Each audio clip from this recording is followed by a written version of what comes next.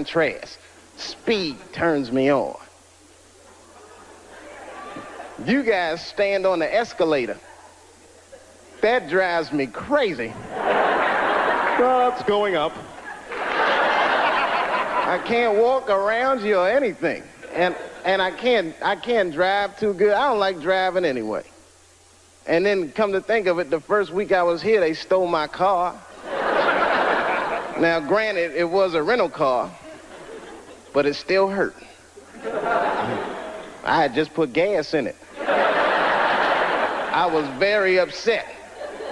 But I figured it was no big deal. I bought the insurance. So I just called the rental car agency, and they sent me another one. The guy was nice on the phone. No problem, Mr. Chappelle. We're going to upgrade you. We're sending you, hold on to your hat, a Lincoln Town Car. I said, wow. Is that nice? Man, you're going to love it. Any of you guys ever see a Lincoln Town Car before? It looked like a big-ass pimp car. I was like, what is this? I couldn't even keep it in one lane. Oh, man. I felt like a pimp in that car. I did, man. I drove it down Sunset Boulevard. All the whores snapped to attention.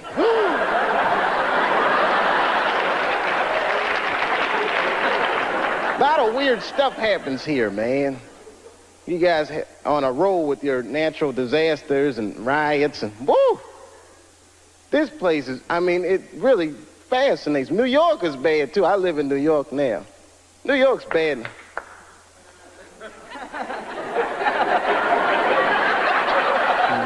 It's a lonely feeling, isn't it?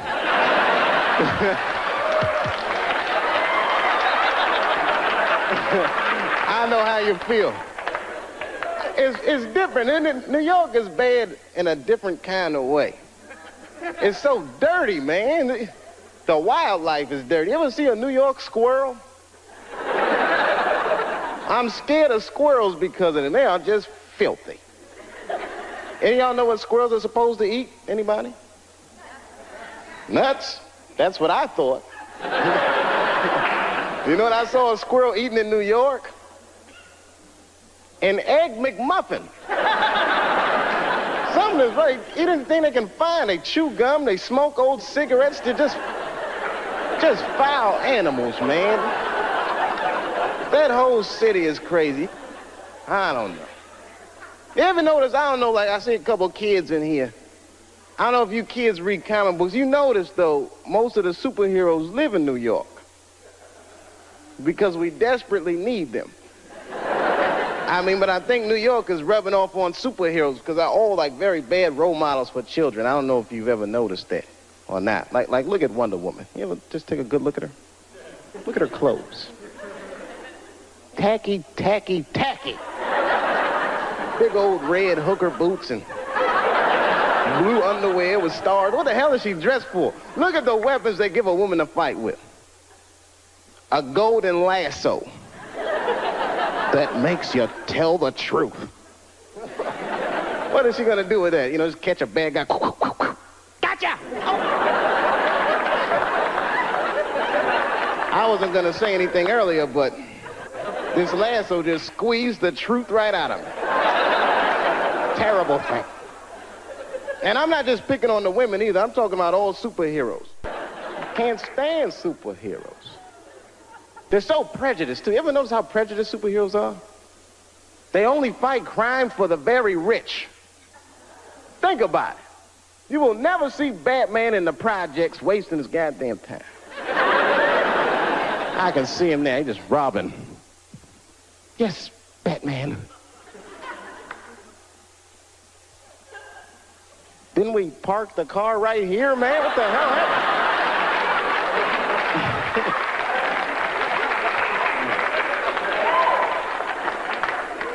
Something about New York. New York diversified me, though. I learned a lot about culture there. I'm a big culture buff. I don't know. I don't want to point anybody. Anyone here in the audience Jewish? Shalom. little something I picked up. Actually, I mean, I like everybody, but I'm gonna have to be honest. Jewish people are my favorite white people. You guys are the only ones that can grow an afro if you really wanted to. I am so impressed by that. I just like the whole thing, man, and you party like black people. You're so similar. I went to a bar mitzvah when I was 13. One of the 3 best parties I've been to in my life. We got down. I walked in there, everyone from school was there. The guy from ZZ Top was on stage. I said, man,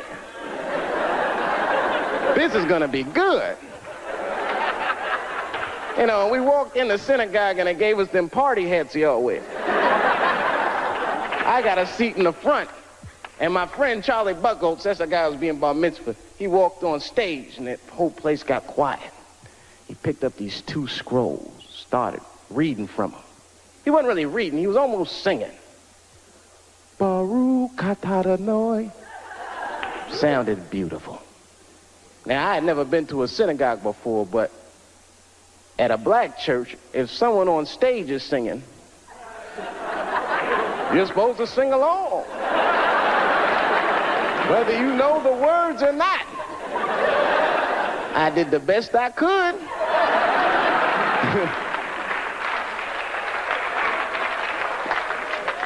Then things really picked up.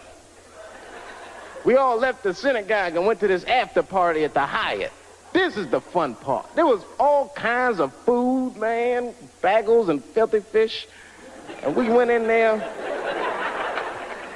And I was wondering what kind of music they were gonna play. Now let me tell you something. I don't know who this Hava Nagila guy is, but his album is slamming. They put that music on, the whole place just lit up. Everyone was dancing. I was breaking plates. Hey! And someone shouted out, sponsor. That's Greeks. Oh, sorry about that. Wrong white people. But anyway, we were having a great time. I didn't even know it was a tradition. You're supposed to pick the person who's being bar mitzvah. You pick their mother up in a chair and dance around the party. I did not know that that was a tradition. I mean, I was just thinking, man, we are out of control tonight.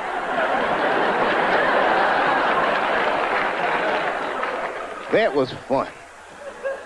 It broadened my horizons, man. I mean, I was a very ignorant child. I didn't know a lot of things. Like when I was growing up, I don't want to offend anybody here. Let me check the exits. Okay, when I was growing up, I used to think that all white people, don't be mad, I thought all white people were happy. Just to be white. I know it sounds silly. I thought you just walked around, hallelujah, I'm white. This feels great. Taxi. Just checking. Go ahead. Thank you, everybody. Dave Chappelle. Dave Chappelle. Excellent, Dave. Excellent. Dave Chappelle, ladies and gentlemen.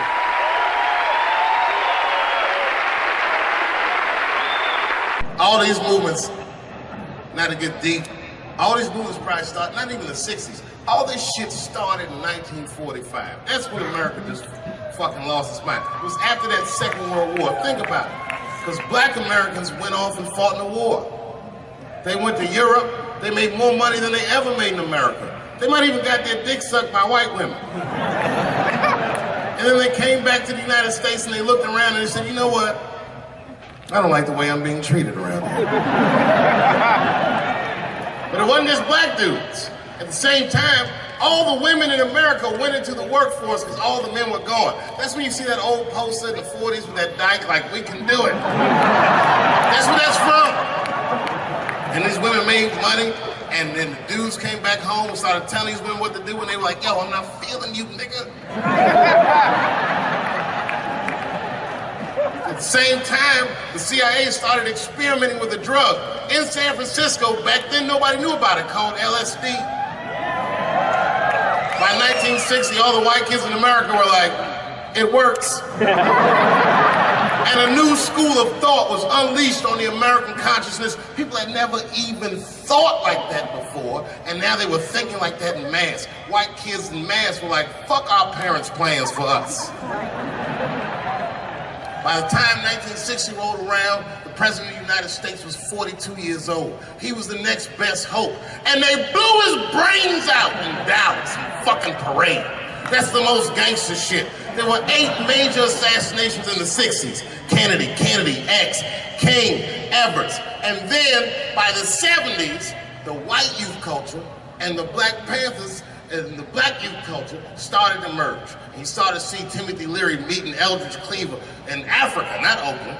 And that was the beginning of the 70s, one of the most turbulent decades this nation has ever seen. And I say all that to say this, that in that turbulent historical context, Bill Cosby raped 34 people.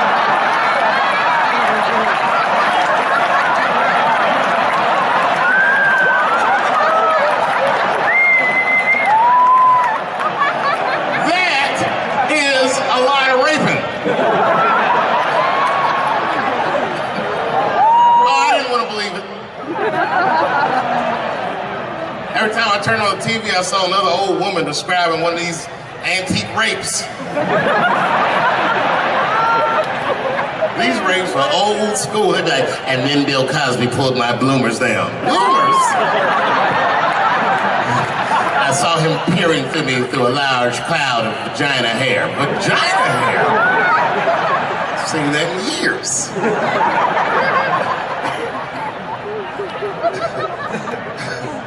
I saw that shit. I said, these people are obviously trying to destroy Dr. Cosby's rich legacy. Right?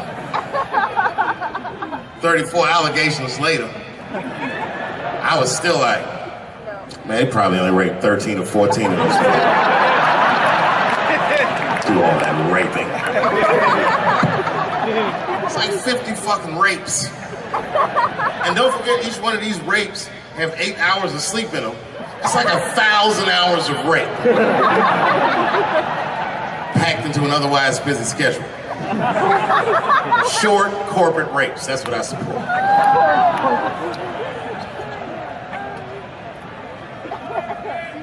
Why would they sleep? That's what I don't understand. Why is Bill Cosby making all these girls sleep? Like, look, man, I'm not even as famous as Bill Cosby was, but I know 20 girls I could call right now and be like, yo, come to my place for a drink, and I'm gonna put something in it, and you're gonna fall asleep, and I'm gonna fuck you while you're sleeping. And they'd be like, cool, nigga, cool. What time you want me to come over?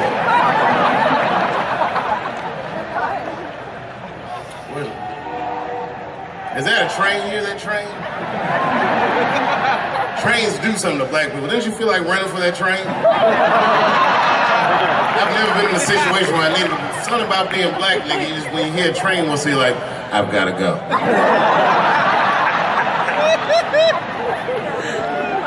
Just want to run away. No, man, for real, it's not comfortable like it used to be.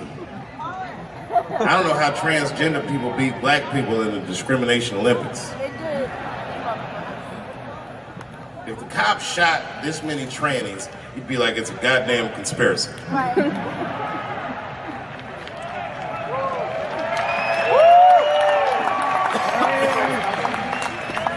The niggas gonna stop wearing high heels just to feel safe.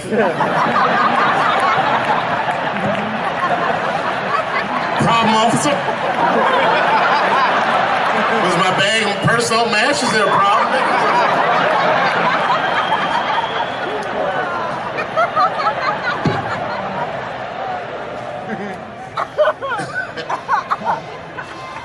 There's too many, man. It's too many. There was one good one in California where the lady got beat up in traffic. You see that shit on YouTube? Yeah. And they beat the shit out of her. You watch the tape, you be like, well, what did she do? Turns out she didn't even do anything. But the good news is the city of LA decided that the court should award her $1.5 million for pain and suffering. Which, if you know anything about money, is as much Marcus Maidana made to fight Floyd Mayweather the second time. It's pretty good considering this woman never trained a day in her life. You can see it in the tape. She didn't come to fight. She took too many shots. God punch, cover a gut, punch in the face. She just wasn't doing it right.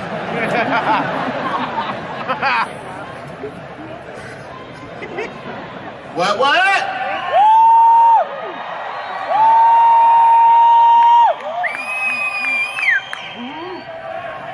You know what's funny about being in San Francisco? First of all, the city's not even gay anymore. Gay people can't afford to live there. They just visit. Gay people got their money tied up in other shenanigans.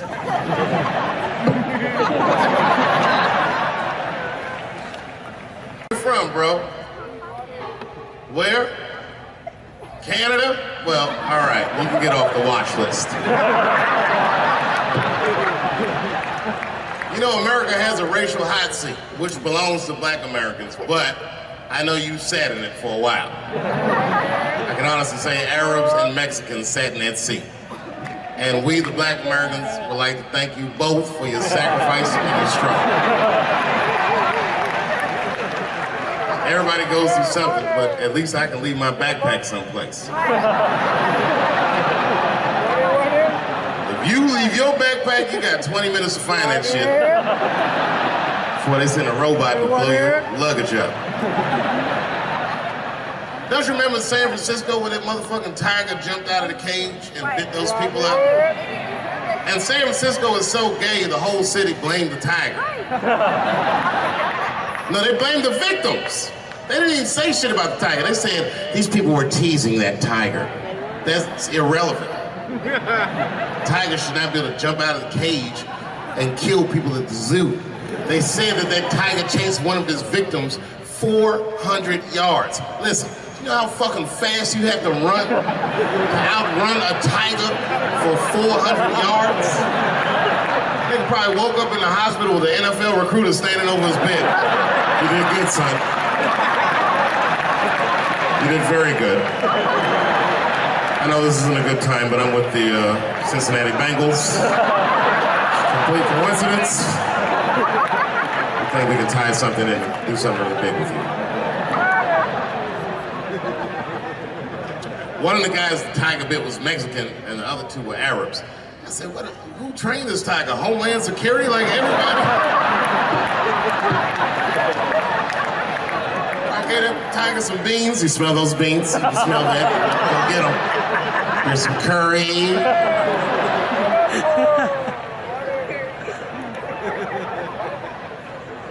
I see a lot of Indians in San Francisco. I always wanted to be in a Bollywood movie. Because Bollywood movies are deep, but at the end of the movie, no matter what kind of movie it is, there's always a dance number to make you feel better when you go home. Even if it's Precious. At the end of the movie, Precious would just jump out of the coffin. I don't have AIDS.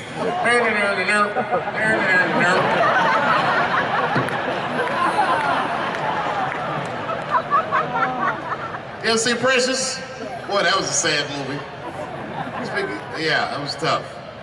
If you haven't seen it, you know all the statistics of living in urban life in America. But if you could picture all those statistics happening to one person for 90 minutes, that was Precious. Life through the book of that fat bitch.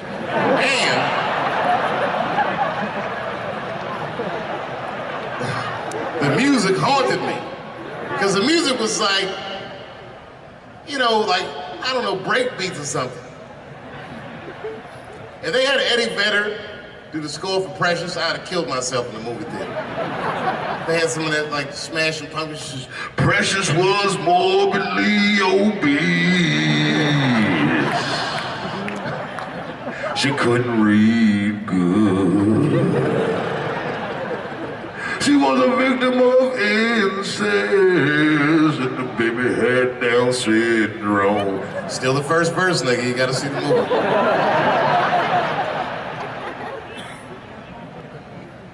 She caught AIDS at the end.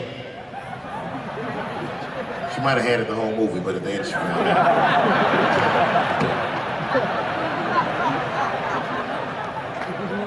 That's one way to lose weight, you know. It's a fucking movie. Precious is a fictitious character. I'm sorry about it.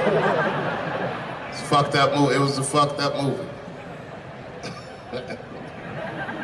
I got scared when I went to see Straight Outta Compton, and Eazy-E caught AIDS at the end. That shit freaked me out, because I didn't know you could get AIDS from firing your manager.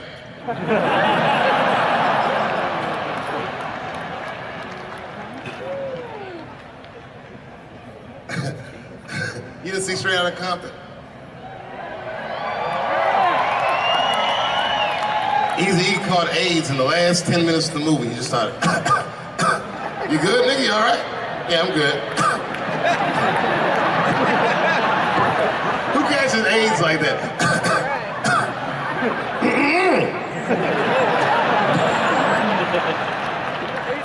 AIDS does not sound like that. It's a racking cough.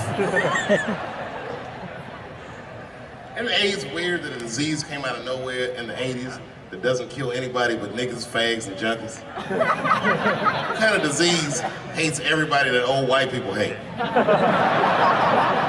I think the government hid that shit in disco balls. Only fun people get AIDS. You never see that guy. I think I'm gonna stay home and read a book. That nigga never say, I think I'm gonna just go stay home and cook for myself. You all right?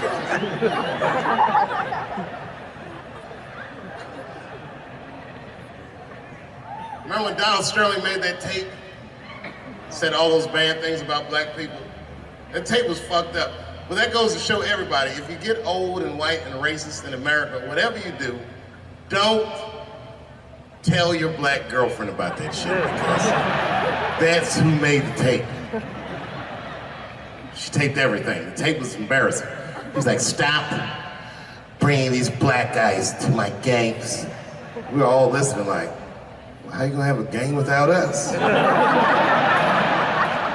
There's gonna be a lot of bounce passes and layups in that shit.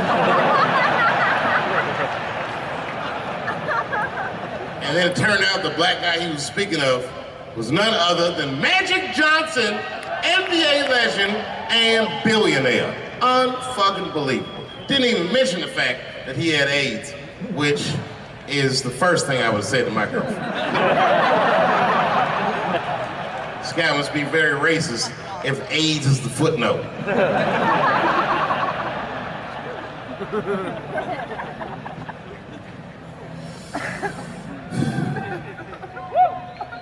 How many of y'all work for Google? Nobody?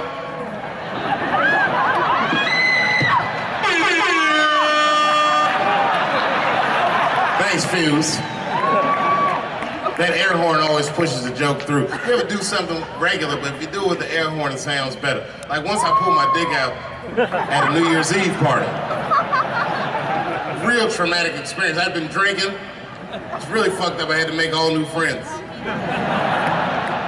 I did it on the 10 count. The motherfucker was like, 6, 5. And I was saying to myself, what if I pulled my dick out? They said 3. And then I looked down and said, oh no, it's out!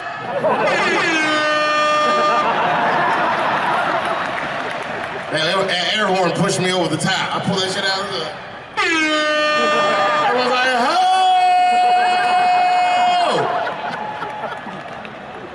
Man, when that nigga pulled his dick out, that really set the party off.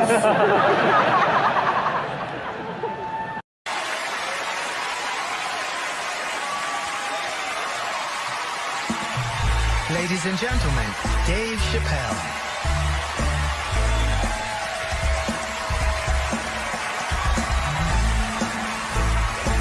Thank you. Oh boy, I'm very nervous. No pressure. During the Civil Rights Movement, I can't read what's on the teleprompter. Some about black America and white America. There's black Americans and there's white Americans. We're all one America. So if you don't mind, this is not live, is it? I imagine whatever I say, you could just edit it out. Let's try it a few ways. Lou, are you in the booth? I am. All right, good. You know what, Lou? Let's just play around with it and see if we can get it right and get this clip package on, and then let me go home, all right? All right. All right, count me in. 5, 4, 3, 2, 1. Wu-Tang. I'm just with you, Lou. Let's do it again. We're gonna do it again. We'll get it right. Here we go, Dave. 5, 4, 3, 2. You know, when I was a comedian starting out in Washington, D.C., right here in this city, 1988, I'll never forget this. It was a comedy club owner that banned profanity from his comedy club. He said it offended his audience, and this was a cause of major concern for all the comedians in the circuit. And we all called a meeting, and we had the owners come, and it was the club owners, and it was the comedians. It was the classic labor dispute. The club owners laid out their case. There cannot be profanity in these clubs because that offends people. And there's a comedian who's still a good friend of mine to this day. He lives right here in Washington, D.C. He stood up and he said, he's black, I should tell you, because it's important to the story. He says, I use profanity because I live a profane lifestyle. He says, I don't have an insect infestation in my house. I have roaches.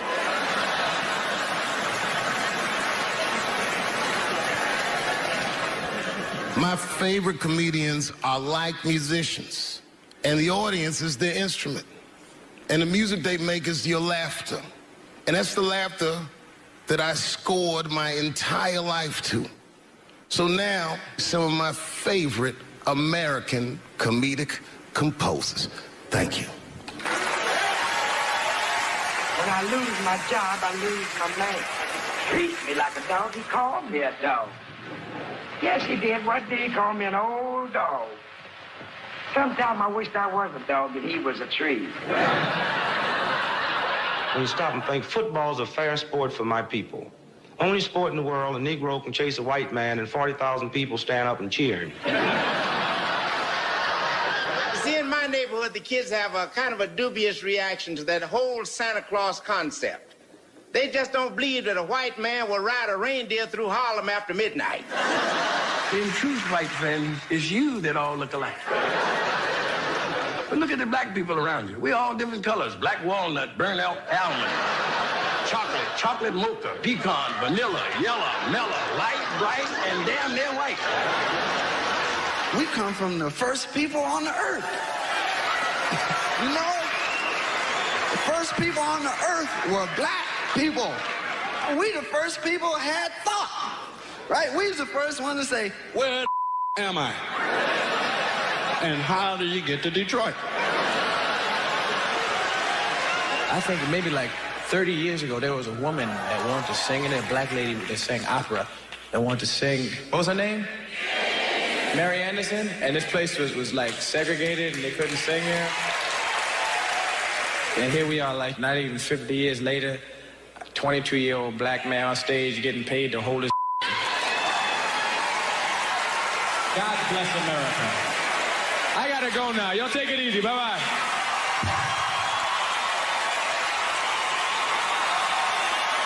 Janelle Monáe, Will Smith, Common, Gladys Knight, and John Legend when we continue. Yeah, man. Well, you ladies are right. To be honest with you, your lives look terrifying to me. They do, man. I know nothing about being a woman, but I know fear. Yo, I used to live in New York when I was 17, and I couldn't even pay my bills. You know what I did to make money? I used to do shows for drug dealers that wanted to clean their money up. One time I did a real good set, and these motherfuckers called me in the back room. They gave me $25,000 in cash. It's probably 18, 19 years old. I'm scared. I thanked them profusely. I put that money in my backpack. I jumped on the subway and started heading towards Brooklyn at 1 o'clock in the morning. Never been that terrified in my life. Because I never in my life had something that somebody else would want. I thought to myself, Jesus Christ, if motherfuckers knew how much money I had in this backpack, they'd kill me for it. And then I thought, holy shit. What if I had a pussy on me all the time?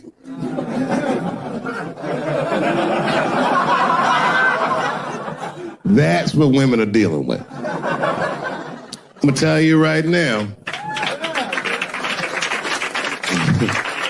It's real talk. If them same drug dealers gave me a pussy and said, put this in your backpack and take it to Brooklyn, I'd be like, nigga, I can't accept this.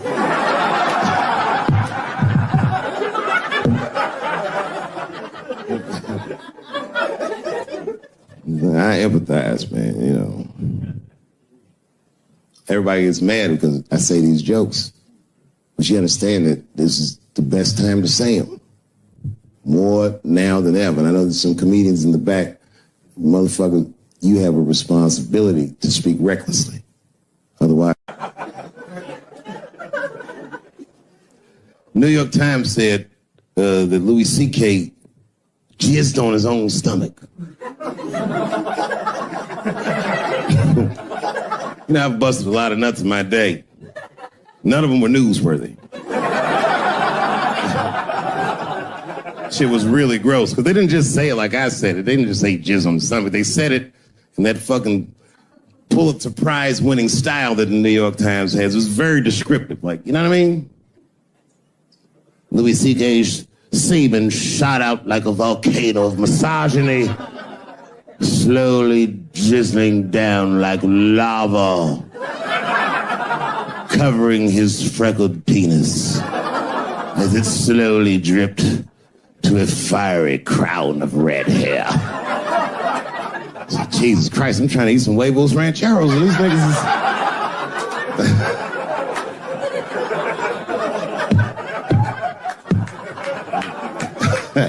And you know, the tough part, being a comedian, knowing the motherfuckers, everybody comes up to me like, did you know? Did you know what Louis was doing? No, bitch, I did not know. The fuck you think we talk about at the comedy club? Hey, nigga, how was the weekend? Great, man. I was just jerking off in faces and coming on my own stomach, having a good time. You know how this business is. No, I didn't know. They act like we sit around like Grease. Tell me more, tell me more. Then she put up a fight. Dun, dun, dun, dun, dun, dun, dun, dun, dun, dun. Sorry, I don't know the choreography, but you get the point. You get the point. She was intense. But Louis was like the turning point. I mean, you know, all these allegations are terrible. Louis was the only... I shouldn't say this, but fuck it. His allegation was the only one that made me, like, laugh. Well, if you think about it, because all his friends is reading it, and he's jerking off, and he's surprising people. He's surprising me.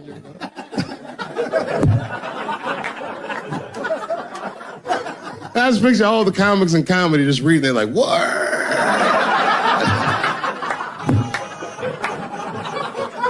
It's terrible. I know it's terrible. I'm sorry, ladies. You're right. You are right.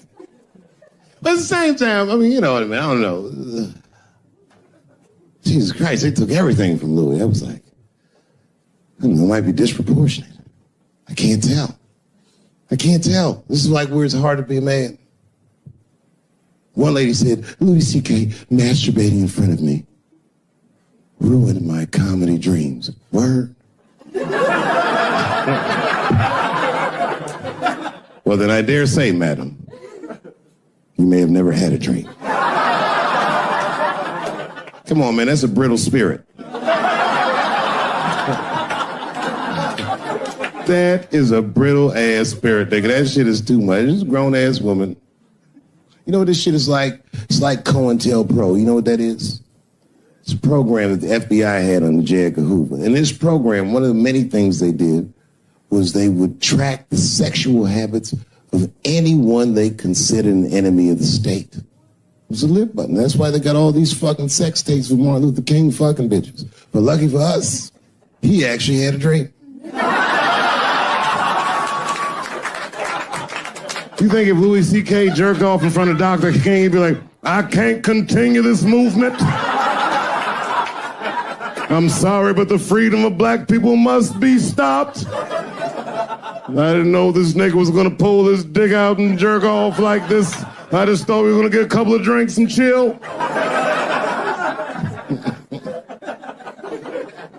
show business is just harder than that. Them women sounding like, I hate to say it, y'all, they sound weak.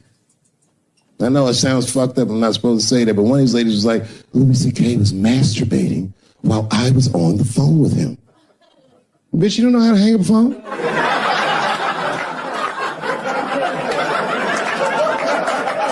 How the fuck are you going to survive in show business? Thank you very much for being here. But before I start tonight, I just wanted to read a brief statement that I prepared. I denounce anti-Semitism in all its forms. And I stand with my friends in the Jewish community. And that, Kanye, is how you buy yourself some time.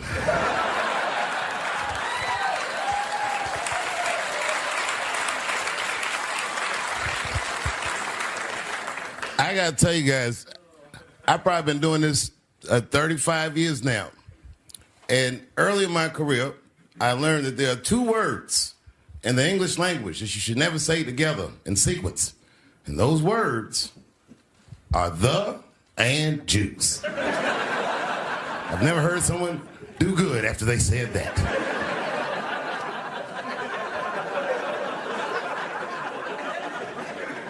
Kanye's gotten into some scrapes before. Normally when he's in trouble, I pull up immediately.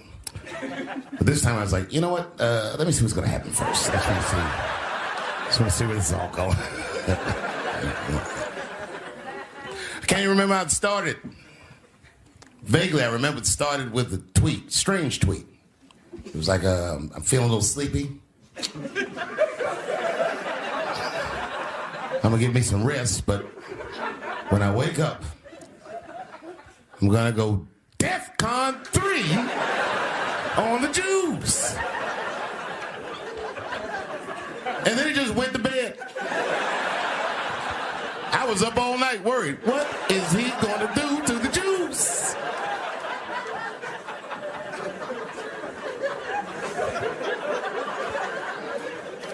I grew up around Jewish people.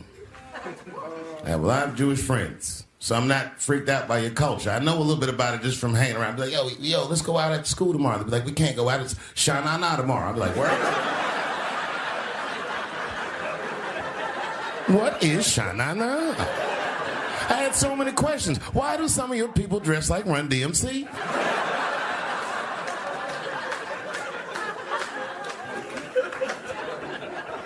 Kanye woke up from that nap, he went right to work. A year ago, I'd seen him on a podcast called Drink Champs, a great show, and it was an amazing appearance. Noriega and them were there, the rappers that I love, and they all had their gold chains and stuff on. And Kanye said, only millionaires wear chains. They said, what? He said, I'm a billionaire. Billionaires don't wear their money on their body. I tucked my chain and I said, oh, snap. That's right. It was a good appearance. It was fun and funny. But when he woke up, he went on Drink Champs again. This time, he was on one. He was mad about something. He said, I can say anti-Semitic things, and Adidas can't trap me. Now what? Adidas dropped that nigga immediately.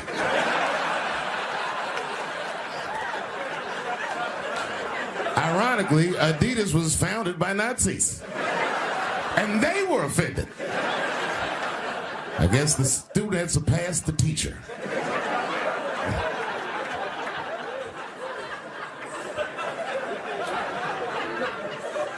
It's a big deal. He had broken the show business rules. There's just a rule, the rules of perception. If they're black, then it's a gang. If they're Italian, it's a mob. But if they're Jewish, it's a coincidence, and you should never speak about it.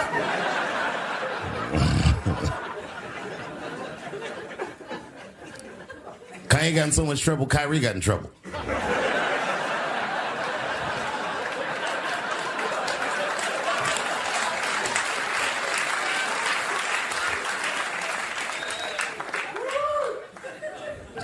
Kyrie Irving posted a link to a movie that he had seen on Amazon. No caption on the poster, nothing like that. But apparently this movie had some, I don't know, anti-Semitic tropes or something. And it was some weird title like From Hebrew to Negro or something.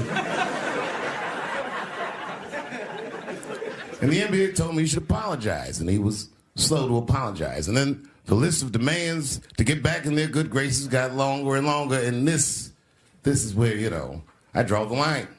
I know the Jewish people have been through terrible things all over the world, but you can't blame that on black Americans. You just can't. You know what I mean?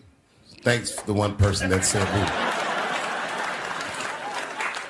A fair punishment would be he should just post a link to Schindler's List and y'all write your own captions.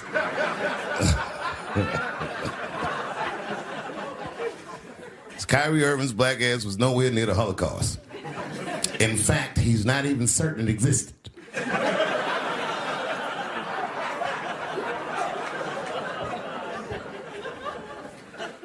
I saw one news pundit screaming about Kanye. She said, mental health is no excuse for that type of language. Yes, it is, bitch. You can kill somebody if you're mentally ill.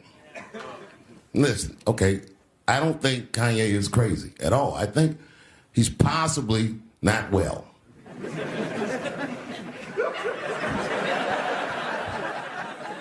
Well, I've been to Hollywood. I don't want y'all to get mad at me. I'm just telling you. I've been to Hollywood. This was just what I saw.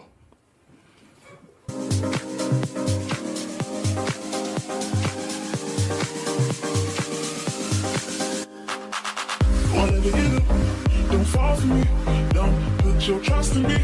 Don't even lie for me. I want you, honey. I don't get it. It's a lot of juice. Like a lot. But that didn't mean anything. You know what I mean? There's a lot of black people in Ferguson, Missouri. Doesn't mean we run the place.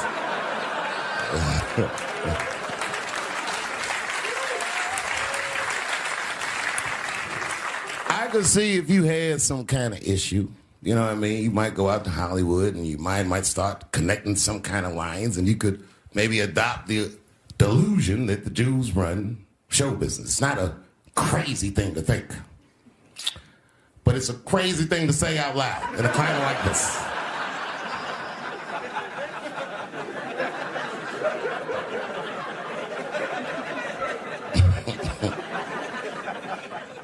Now the midterms are over, and it's crazy climate. And I got to tell you, I feel like this midterm, like all of humanity depends on it.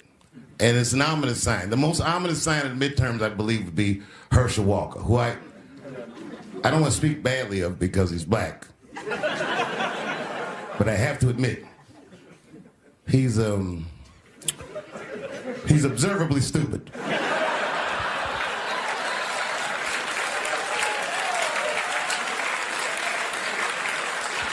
Even when he's not talking, his mouth be open a little bit like. He's the kind of guy that looks like he thinks before he makes a move on tic-tac-toe.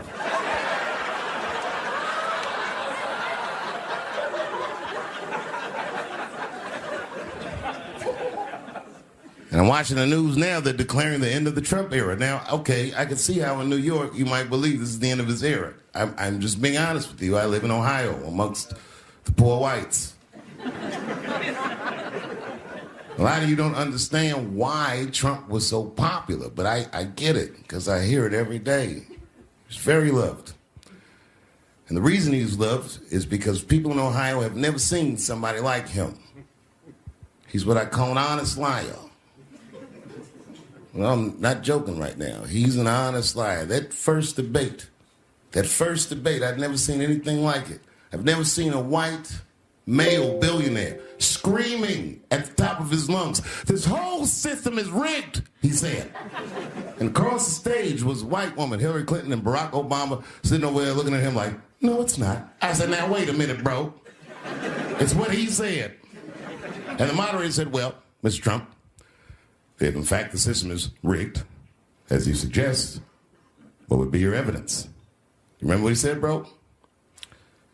He said, "I know the system is rigged because I use it. I said, God damn. And then he pulled out an Illuminati membership card and chopped a line of cocaine up and did it right at the podium.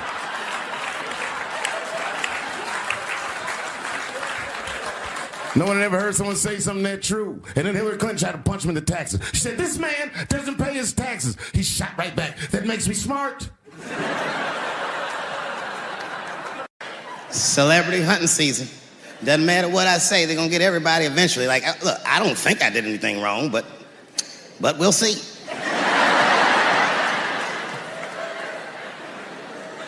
They even got poor Kevin Hart. Can you imagine such a thing? Kevin Hart, let me tell you something. It was Kevin Hart's dream to host the Oscars. That's what he told me. And I remember when he told me, because I was thinking to myself, well, that's an awfully strange dream for an African American. Kind of nigga dreams of hosting the Oscars. Kevin did, that's who. And he did it. Against all the odds, Kevin became the most famous comedian this world has ever seen, and he got the job that only one black man before him had had. He was gonna host the 80th Oscars. And I don't know what you know about Kevin, but I know Kevin Hart is damn near perfect. As close to perfect as anybody I've ever seen. In fact, Kevin is precisely 4 tweets shy of being perfect. 10 years ago, Kevin had made some very homophobic comments. And I'm not gonna repeat what he said, because this is Atlanta.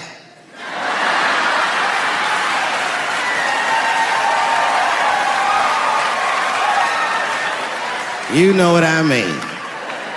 I'm sure there's a lot of gay men here tonight with their wives.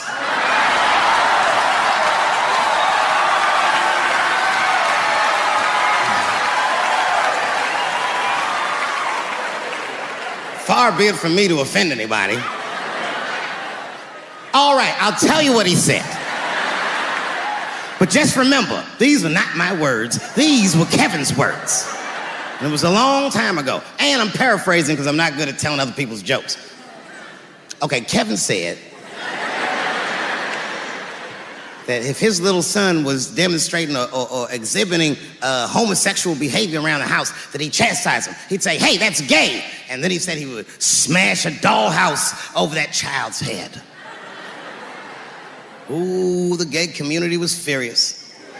And I don't blame them. I got a lot of gay friends. And all of them, 100% of them, all have told me fucking horror stories about the shit they had to go through just to be themselves. Crazy, crazy stories. And in all those stories, I gotta say, not one of them has ever mentioned anything like their father smashing a fucking dollhouse over their head.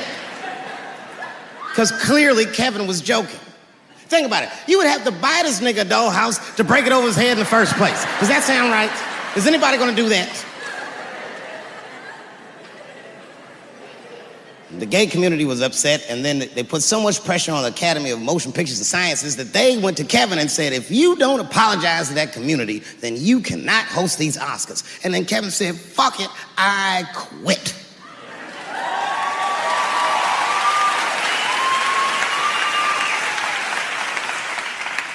And then he went on every talk show in America and apologized for 6 weeks.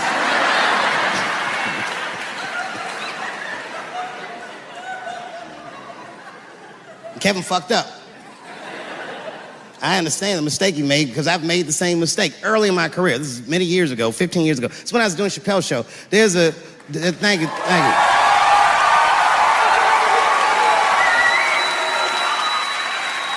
On network television, they have a department that's called Standards and Practices. This is the department that tells you what you can and cannot say on television. And if you're doing your job well, you should never hear from them. But if you're making a Chappelle show, you'll hear from these motherfuckers all the time.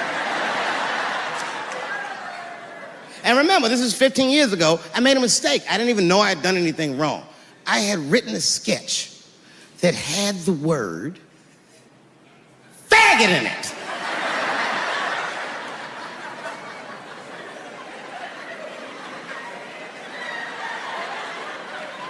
So I had to go to standards and practices. They call me up. I don't know why they're calling me, but I like the lady that runs the department. She's usually really fair and was one of my favorite people I've ever worked with. So she sits me down. We have a nice conversation. She tells me, oh, the sketches are great. I go, oh, fantastic. Well, then why am I here? She said, because, David, there's no way that you can ever say the word faggot on our network. I didn't know I did anything wrong. I didn't try to defend myself. I said, all right, fuck it, I'll take it out. Have a good afternoon. And as I was leaving, it occurred to me, hey, Renee, quick question. It's just a question. Seriously, I want to know, like, why is it that I can say the word nigger with impunity?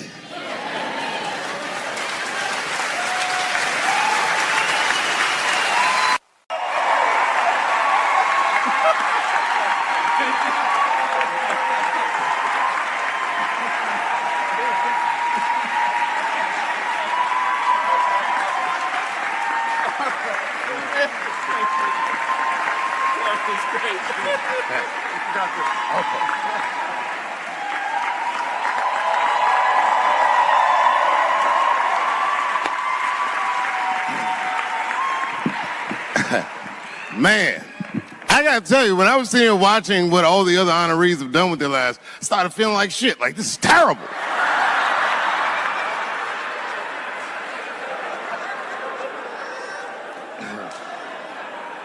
And then Bobo brought me up and started out good with that Ali picture, and then it just... But that coloring book that was in the picture, I know the Ali's are here, that coloring book, my mother has it. And champ, he signed it. You know, the greatest, he signed it, Muhammad Ali. And his sparring partner was there that day. And his sparring partner signed it, said the next heavyweight champion of the world, Larry Holmes. And he was. And 2-year-old Dave Chappelle colored all in that shit and just ruined the book.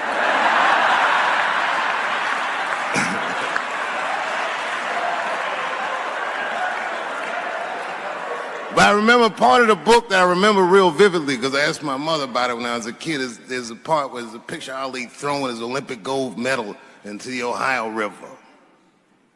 That's why it's so weird for me being here. You know, both my parents were very brilliant. My dad went to Brown in 1955. That's right. He told me at the time he was one of 3 black students. He said one of the guys got accused of a rape that he probably didn't commit. And the other guy killed himself, and Dad said, and I left. And see, that's what makes us Chappelle's great. We know when to quit.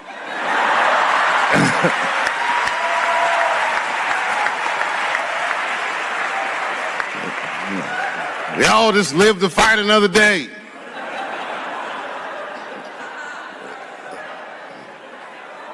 I gotta say, I'm very honored to be here, and I'm very honored to be here with the other honorees. Really, I'm like very humbled by you all, the work that you do, and you all make me want to be better. All of you.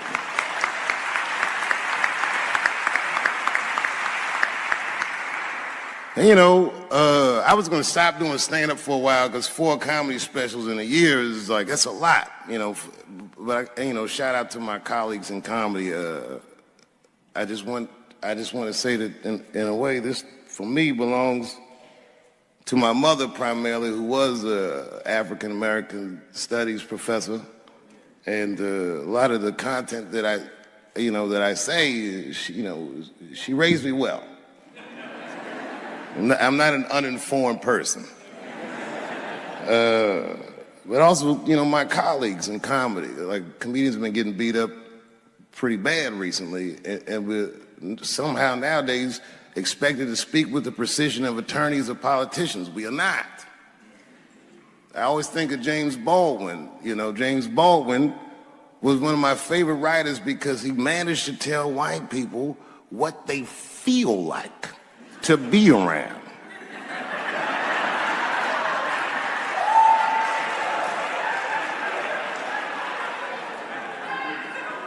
So I ain't gonna hang up my gloves yet.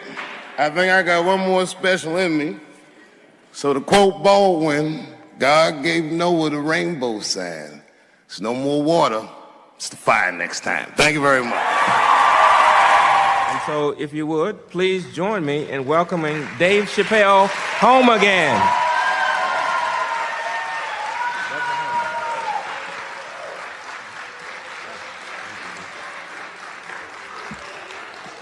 Oh, thank you. You know,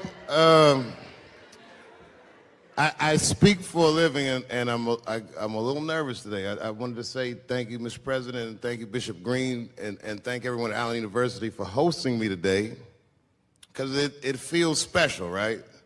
When I think of this great-grandfather that I've heard about in my life, but never actually touched his legacy. So it's like the product of his loins coming to meet the product of his work. And it's an important day for me personally. And I know a lot of you guys are students, and I just want to tell you I'm the first person in my family to not go to college. And as the president has told you, I've done outstanding in spite of that.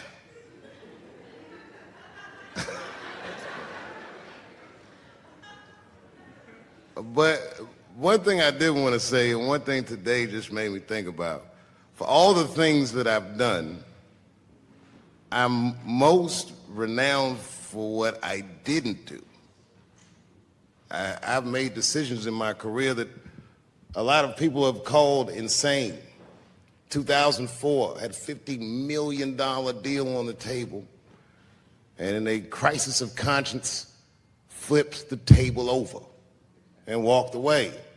Went to South Africa. Everyone said I was running away from the money. That is not true.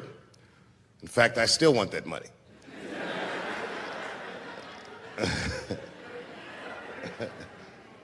The idea that I wanted to just share with you guys is the idea that sometimes you do what you think is best, whether anybody understands it or not. I heard a story about my father where someone told me he used to do statistics for a company in D.C. The company he did statistics for started doing business with the South African government, so he quit his job. It's caused a lot of problems between him and his wife. It's hard for a man when he can't provide for his family the way he wants to, and he suffered through it. And a generation later, when I had my crisis of conscience, I was able to go to a free South Africa and get away from the heat. This idea that what you do in your lifetime informs the generations that comes after you is something I keep thinking about, something that is so much bigger than just ourselves. And today I'm standing in front of you guys, and I know you guys are like, oh, I know you're bored. But I see family of mine in the front row some who I've never met, and I just realize how all of us are connected. That my great-grandfather built something more substantial than buildings. He built a community, and he built, more importantly than a community, he built a way. You know, so I'm very grateful. Very grateful. Hello, police. I just saw him saying, you know what I mean? He's standing over like, so this is what black people talk about.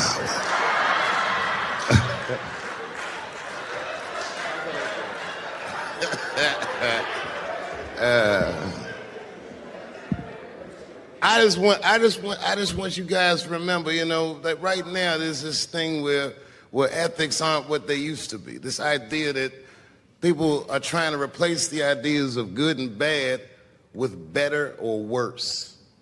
And that is incorrect. You gotta keep your ethics intact because good and bad is a compass that helps you find the way. And a person that only does what's better or worse is the easiest type of person to control. They are a mouse in a maze that just finds the cheese. But the one who knows about good and bad will realize that he's in a maze. So, that being said, I just hope that all of you guys transcend whatever you see as your obstacles and that you live outstanding lives and that you stay connected to your communities because you have so much power there, and that you grow your communities and you diversify your communities, and that you don't let anybody tell you you can't or to be afraid. It's okay to be afraid because you can't be brave or courageous without fear. The idea of being courageous is that even though you're scared, you just do the right thing anyway. So in 2004, I walked away from $50 million, and in November, I made a deal for $60 million. So,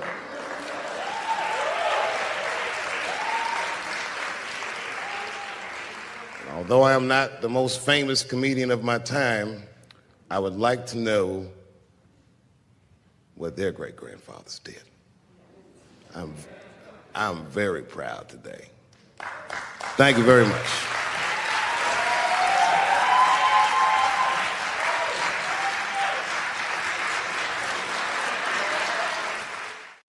Boy, this comes as a complete surprise.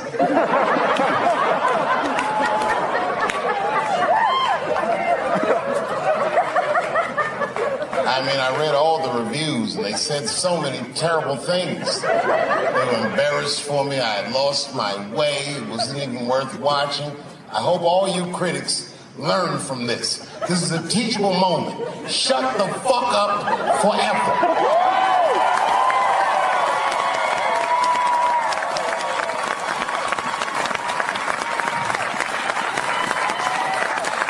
Two in a night. These aren't them. These are the ones I won for the other ones, motherfucker.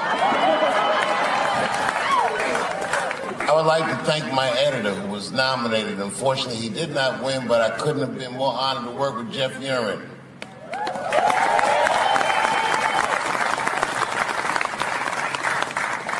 Stan Lathan has been directing television since 1968.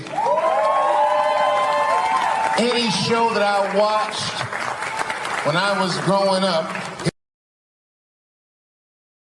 to Good Times, to Everything Black, and finally, you motherfuckers finally gave him an Emmy tonight. You deserve so much more, but I'm glad you came around.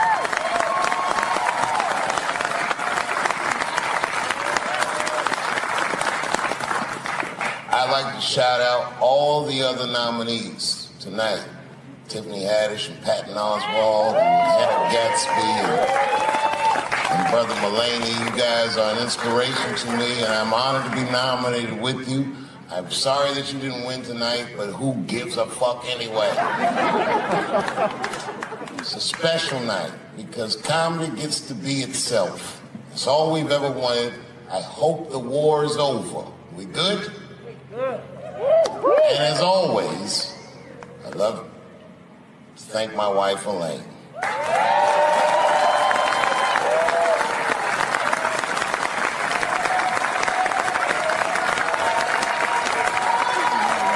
That's right. Elaine has been with me for the last 25 years and had to endure the pains of living with the greatest comedian ever. See you on Monday. Thank you very much. Good night.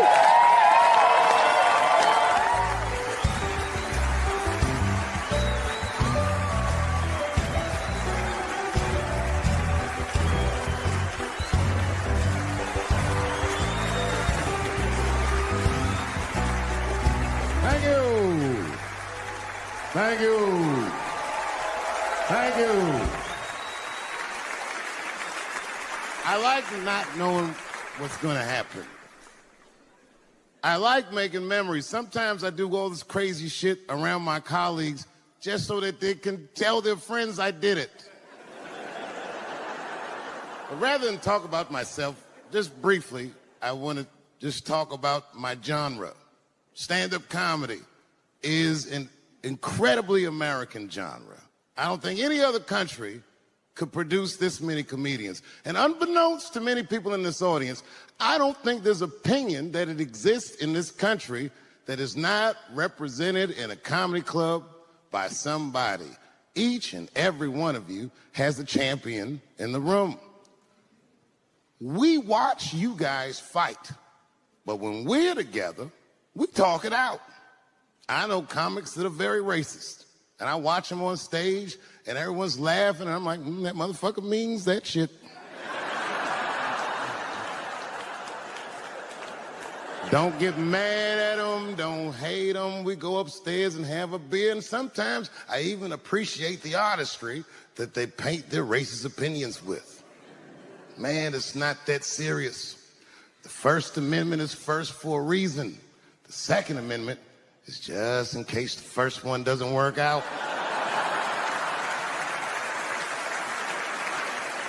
We gotta let some air out of the ball, man. The country's getting a little tight. It doesn't feel like it's ever felt in my lifetime.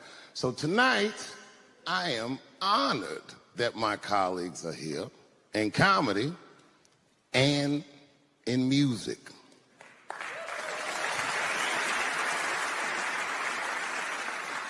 And I want everyone in America right now to look at me. Look at me smoking indoors.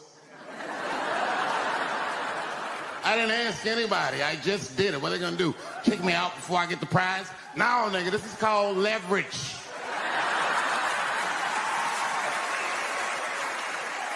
The thing that I liked best about tonight was that I saw so many people from different parts of my life, like friends that I grew up with here in D.C., friends of mine from Ohio then and now, friends of mine from comedy clubs, all the fucking musicians that blew my mind. You guys have no idea how you inspired me.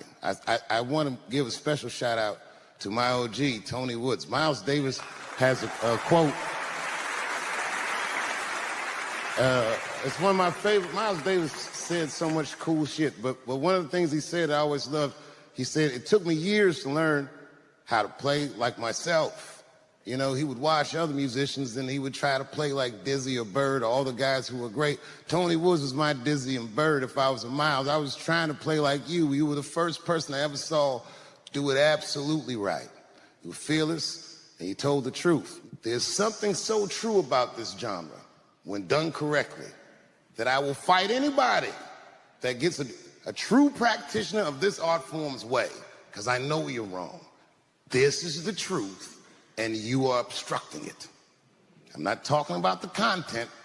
I'm talking about the art form. Do you understand? Do we have an agreement? And what I really wanted to say tonight, and I'm glad I get the platform to do it, I'm gay. I am gay, and I can't wait to see what this does for my career, being gay like this. So many special shout-outs. One of the main architects of the comeback of the century, my brother and my mentor, the mighty Stan Lathan. I never dreamed that I would be able to work with someone as great as you. These last 5 specials, straight fire. I wouldn't want to do another special with anybody else but you. So eat your motherfucking vegetables and live as long as you can, because we doing a few more of these bitches. Neil Brennan, your speech made me cry, because it reminded me of all those hard days of work and all that money I never got for it. The other real special shout out I gotta make, because none of this would have been possible on any level without this person, is my mother. Mom. My mother. Mom. You have no idea what I put this woman through. If you had just given birth to me, that would have been more than enough. But the fact that you raised me and raised me well, we had a real oral tradition in our house. I knew the word griot when I was a little boy. A griot was a person in Africa who's charged with keeping the stories of the village. Everyone would tell a griot the stories, and they would remember them all so that they could tell future generations. And when they got old, they'd tell them to someone else. And they say in Africa, when a griot dies, it's like a library was burnt down. And my mother used to tell me, before I ever thought about doing comedy, she said, you should be a griot. And she'd fill me with every story of black life. You know, she's educated in African American studies, and she would let me understand the context that I was being raised in. That I'm being raised in a hostile environment that I have to tame. By the time I was 14 years old, I was in nightclubs, mastering an adult world. It was terrifying. The crack epidemic was going on, and my mother would hear gunshots outside and be scared to death. Maybe it's my son. But early in my career, if you remember, Mom, you used to sit in the club with me. She'd do a full day of work. You'd be back there falling asleep, just waiting for me to go on. She would watch my show every night. Do you know how long that car ride is home?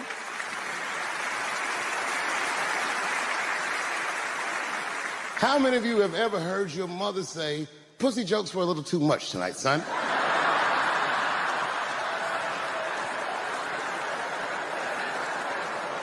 I was a soft kid. I was sensitive, I'd cry easy, and I would be scared to fist fight. And my mother used to tell me this thing, I don't even know if you remember, but you said this to me more than once. You said, son, sometimes you have to be a lion so you can be the lamb you really are. I talk this shit like a lion. I'm not afraid of any of you. When it comes word to word, I will gab with the best of them, just so I can chill and be me. And that's why I love my art form, because I understand every practitioner of it. Whether I agree with them or not, I know where they're coming from. They want to be heard. They got something to say. There's something they notice. They just want to be understood. Love this genre. It saved my life. So tonight, Mom, I would like to honor you in a very special way that I cannot do on my own. But because now I'm a man with great and influential friends, I'd like to ask my man Thundercat to come out on the stage. Thundercat, the Mighty Most Def. Washington, D.C., thank you very much for giving me a home and a place to start. Today is officially Dave Chappelle Day in Washington, D.C. The mayor declared it last night. So, in the future, on Dave Chappelle Day, I ask everyone who wishes to celebrate it to make one incredible memory for themselves and or somebody else. Thank you very much. Good night.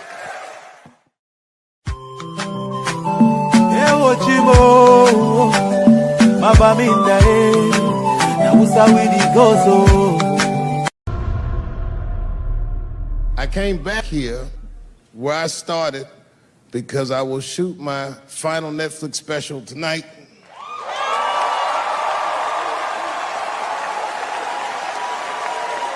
That's right. And after this shit, it's time to make America wait again. I've done too well. You know, if you black in show business and do too well, it's scary, nigga. Like, you gotta get the fuck out of the casino while the getting's good, while you're still winning. If you don't walk away from the table, that's how niggas get Kevin Harted.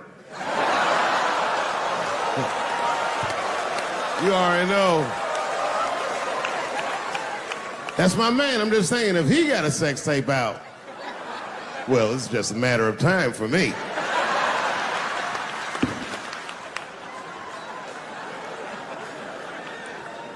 But you know why I be thinking sometimes I want to stop doing comedy? And you know, I don't want to sound like a braggart saying this, but the real reason I want to stop is because I'm too goddamn good at it. I'm not even exaggerating. It's not exciting. Every night before I come out on stage, I'll be backstage like, I'm sure this is gonna go well. And it always does. I'm so good at writing jokes, and this is not even an exaggeration. I actually write jokes backwards. I will write a punchline with no particular setup in mind. I just put it on a scrap of paper, and I'll throw that scrap of paper in my fishbowl. I have a fishbowl in my house filled with random punchlines. And every once in a while, I'll shake the bowl, and I'll dig in there and just pull one out and see if I can make that shit work. And I picked one for this special. It's not an easy punchline to pull off. Are you ready? Yeah. Here it goes. The punchline is, so I kicked her in the pussy.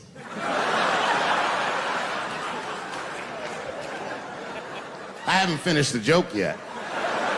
I just know whatever happens in the beginning of the joke, at the end of the joke, for some reason, I'm gonna kick somebody in the pussy. And it's going to be hilarious. And you know what's weird? I've always remembered a time when I wasn't. You know, when I was growing up, I was probably about 8 years old, and at the time, we were living in Silver Spring. Yeah. Yes. Common misconception about me in D.C. A lot of people think I'm from the hood. That's not true. But I never bothered to correct anybody because I wanted the streets to embrace me. As a matter of fact, I kept it up as a ruse.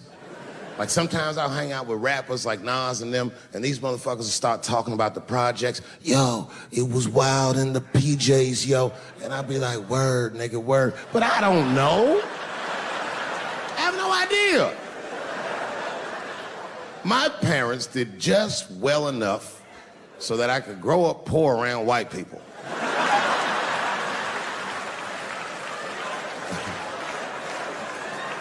And to be honest, when Nas and them talk about the projects, nigga, I used to get jealous because it sounded fun. Everybody in the projects was poor, and that's fair. But if you were poor in Silver Spring, nigga, it felt like it was only happening to you. I know the pain of that first sleepover at a white friend's house. And you come back home on Sunday and just look at your parents like, y'all need to step your game up. Everything at Timmy's house works.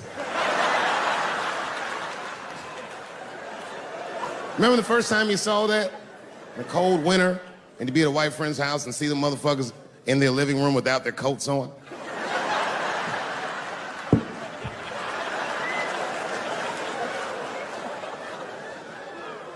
Timmy was one of my first white friends, like, in my life, man. He's a good dude, too. He moved to Silver Spring from Utah, of all places.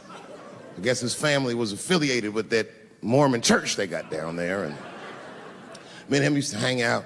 And one day I was at his house, we were just hanging out, and Timmy says, Dave, why don't you stay for dinner tonight? I said, oh, man, I'd love to, but I can't. If I'm not home before dark, my mother will kill me. That was a lie. My mother had several jobs. I hadn't seen her in like 3 or 4 days. At that point in my life, it was my experience that white dinner wasn't delicious.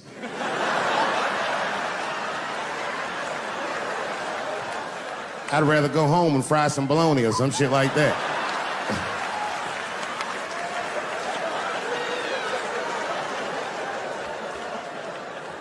But then old Timmy threw me a curveball I wasn't expecting. He said, well, it's too bad you can't stay, Dave, because Mom made stovetop stuffing. I said, what the fuck, stovetop? Well, hold on, nigga, let me make some phone calls real quick. I had seen that commercial so many times, I had dreamt of getting my hands on some of that stovetop stuffing. And finally, I met a motherfucker that actually had a box of stovetop in the house. I couldn't miss this opportunity, so I pretended to call my mother. And then I came back and I said, Timmy, you're not gonna believe this great news. Mom said I can stay. And he said, fantastic. He said, why don't you come with me and we'll help set the table and then we can say the blessing. I had no interest in setting this motherfucker's table or saying these crazy ass Mormon prayers. I just wanted that goddamn stuffing. My hands first. My plan was simple. Wash my hands slowly, and by the time I'm done, the table will be set, the blessing will be said, and all that there will be left to do is eat. Went to the bathroom. I washed my hands very slowly. I must have been in there for about 10 minutes. And suddenly, one of his mothers came to the door.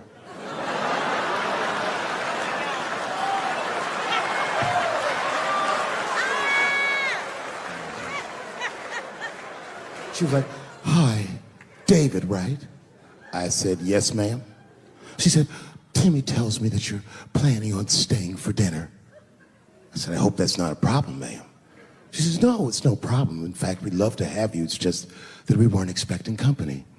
And I'm afraid there's not enough stovetop stuffing for everybody. So I kicked her in the pussy. Bam! Ladies and gentlemen, I told you I'm dope, nigga. I told you what I was gonna say and you still didn't see it coming. And that's why I make the big bucks.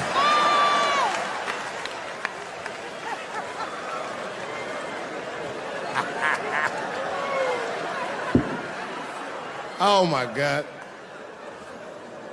But there's a more important reason that I would stop doing comedy right now. And this reason is the real reason that's been percolating, and it really is the crowd, not you. I'm talking about the crowd on the big stage. It's too hard to entertain a country whose ears are so brittle. Motherfuckers are so sensitive, the whole country is turned into bitch-ass niggas.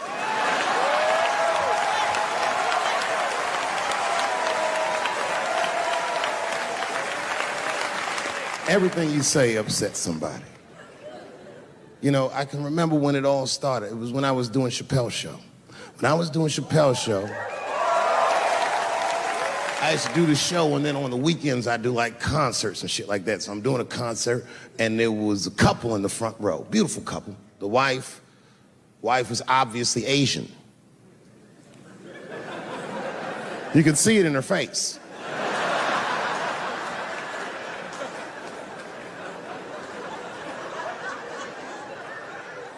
The husband, this motherfucker was mysterious, to say the least. Couldn't quite pinpoint where he was from. Caramel-colored fella, very nice hair, but it could have been from anywhere. Bangladesh, Mexico. I can't guess with a nigga like this.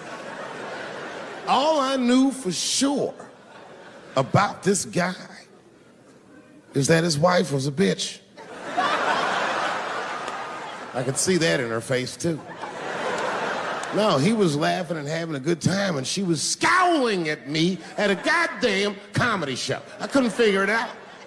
And then I realized at some point that she was pregnant, and I was smoking on stage. I said, oh my God, that's probably why she's mad. So I started to put my cigarette out, but then she hit me with one of them fake non-smoker calls. So I just kept smoking. I thought to myself, bitch, that baby will be fine, relax. And I tried to break the tension. I just asked her. That's all I said. I go, hey, where are you guys from anyway? And I could tell that she was on to me. She goes, very condescendingly, she says, I'm from California. If you're asking my ethnicity, I am Chinese. He was like, I'm Mexican, bro. I said, well, I'm sorry if I offended you by asking, but you're a very beautiful couple. And miss, there's no question that you're gonna give birth to the hardest working baby this world has ever seen.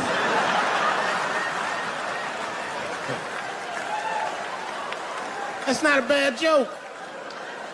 She got very upset. She got up to leave immediately, but she didn't just leave. She had to take one last dig at me on the way out.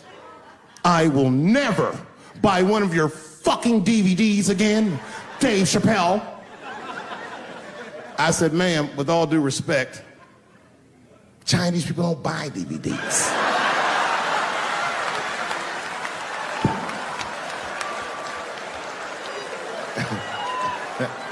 And the crowd went crazy. We were all laughing, having a good time. I didn't even think anything of it.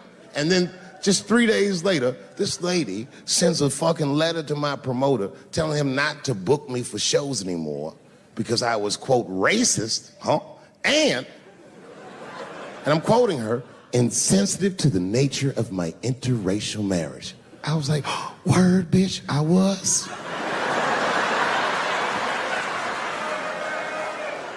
If she would know that I myself am in an interracial marriage. That's right. In fact, my wife is Asian too. Surprise, bitch, I'll see you on Thanksgiving.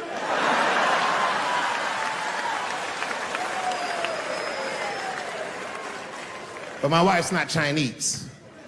She's Filipino. That's right. And our kids are Puerto Rican somehow, so there you go. But I don't give a fuck about interracial marriage. In fact, you know what? My mother is half white. A lot of people don't know that. Well, all right, you were a little too excited, but okay. A lot of people don't believe me when I say that, but it's true. You can't tell looking at me, but if I grew my hair out, you would think you was at a fucking Cat Williams concert. My shit is beautiful. But motherfuckers are just taking it too far. I don't know why or how everybody got this goddamn sensitive. You know who hates me the most? The transgender community. Yo, yeah, these motherfuckers. I mean, I didn't realize how bad it was. These motherfuckers are really mad about that last Netflix special.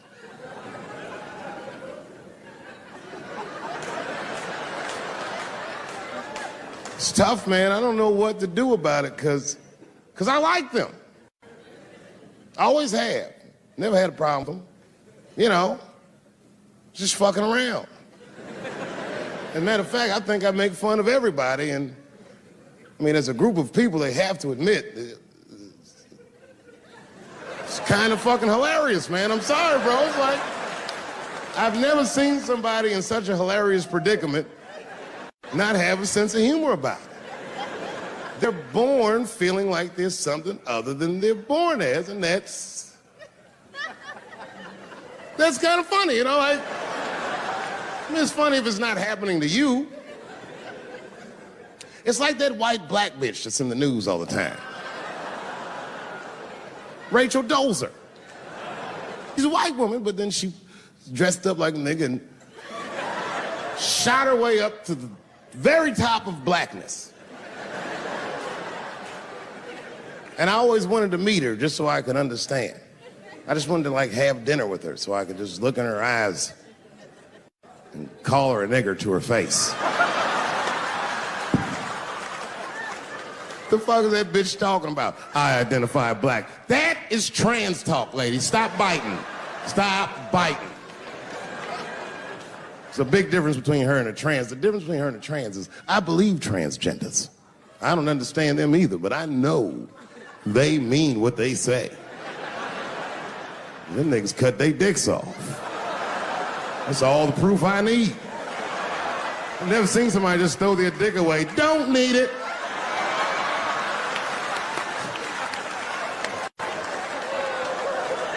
I don't understand, but I believe you and I support your decision, motherfucker. But how far is Rachel willing to go? What is Rachel willing to do so that we blacks can believe that she believes she's actually one of us? Bitch, are you willing to put a lien on your house? Invest in a mixtape that probably won't work out?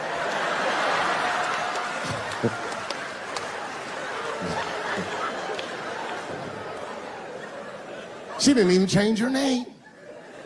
Didn't even change her name. Her name is Rachel. I can't believe in that name. If you want my support, you're gonna have to change your name to the blackest shit I've ever heard. Bitch, you're gonna have to change your name to Draymond Green. I don't know a blacker name than that. That shit is black on paper. If you type Draymond Green into Airbnb, that shit will log off automatically.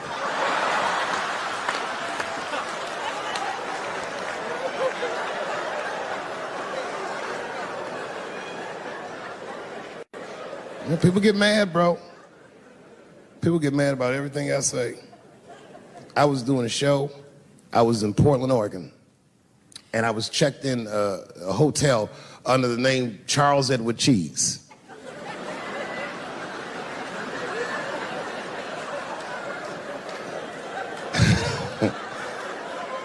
I came back and there was a note. It was like a letter on my desk. It was addressed to Mr. Cheese. So obviously I'm going to assume that whoever wrote this letter must be an intimate friend of mine. This is not some kind of name that a person would just guess. But then I open the letter and it turns out I don't know this person at all. It's a fan letter. You know, I'm not even used to the idea that I have fans, but I'm grateful for it. And even though I'm grateful for fans, I don't read those letters. Be nice if I did, but realistically, it's like, what am I, Santa Claus, nigga? I don't have time for this. Like, got shit I want to do. I'm trying to chill. Read all these dreams and wishes from strangers. But I read it. I'd already opened it. So I just read the whole letter. And you know what, man? Whoever wrote this letter truly loves me. I mean, they were really fucking nice in the letter. And then they described to me what it was like to come to the show, how excited they were, how much fun they were having. And then they said that when I got to my jokes about transgenders, that they were, quote, devastated. Because it turns out that whoever wrote the letter was transgender. Now, I'm going to be real for a second. You got to understand, I never feel bad about anything I say up here.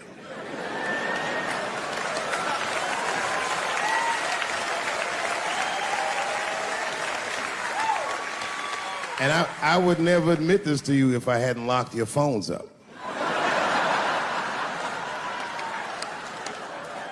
But it was the weirdest thing. Like, when I read this letter, the shit made me feel bad. I didn't feel bad about what I said, you understand? I felt bad that I made somebody else feel bad. To be honest, I don't even know what I said that upset that person. I have so many transgender jokes.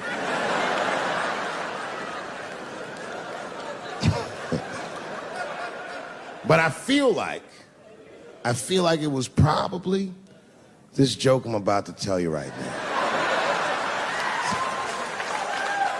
And it's not even that bad of a joke. It's a true joke. I mean, it's not true, but I had read in the paper that Caitlyn Jenner was contemplating posing nude in an upcoming issue of Sports Illustrated. And I know it's not politically correct to say these things, so I just figured, fuck it, I'll say it for everybody else. Yuck. Oh, sometimes I just want to read some stats. I don't know why you're gonna cram some man pussy in the middle of the sports page like this. I just didn't think that was the place for it. But I wasn't saying anything like Caitlyn Jenner's a bad person. I'm not mad at her for doing it. Not even mad at Sports Illustrated. If I'm mad at somebody, I'm probably just mad at myself. You understand? Because deep down, I know that I am not strong enough to not look at those pictures.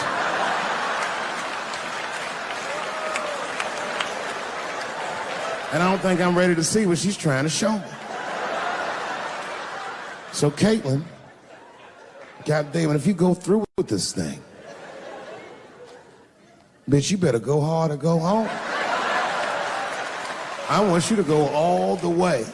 Hustler style. Do you know what hustler style means, miss? That means spread the lips.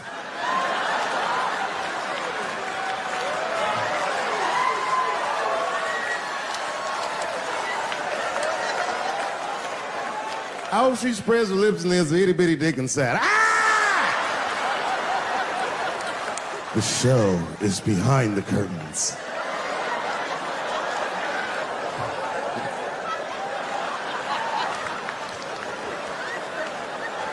I don't know what I said that upset that person.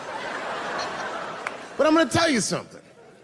When I read that letter, and the moments after I read it, I did something that many black men in America do not have the time or the money to do.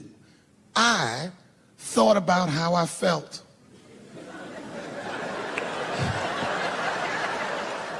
Asked myself a very basic question that I don't think I ever directly contemplated. I said, man, Dave, if you're writing all these jokes, do you have a problem with transgender people?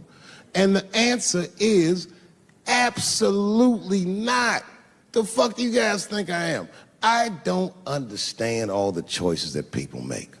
But I do understand that life is hard and that those types of choices do not disqualify you from a life with dignity and happiness and safety in it.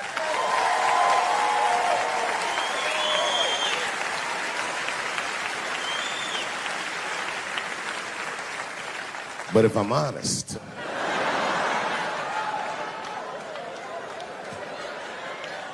My problem has never been with transgender people.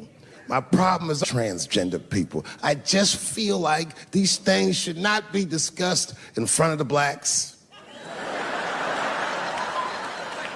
It's fucking insulting, all this talk about how these people feel inside. Since when has America given a fuck how any of us feel inside?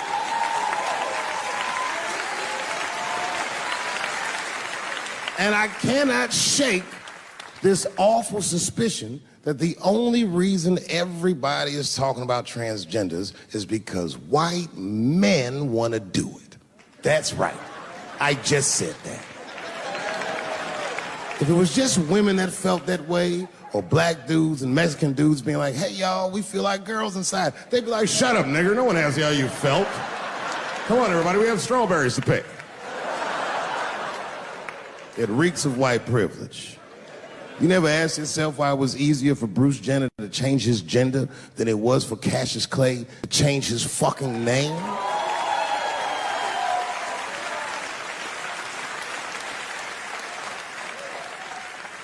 And if I were to be brutally honest, the only reason I ever been mad at the transgender community is because I was at these niggas for 6 songs straight. I had no idea. And then the lights came up and I saw them knuckles. I said, oh no! And everybody was laughing at me. Hi, world star. I said, why didn't you say anything? And then I heard that sultry voice.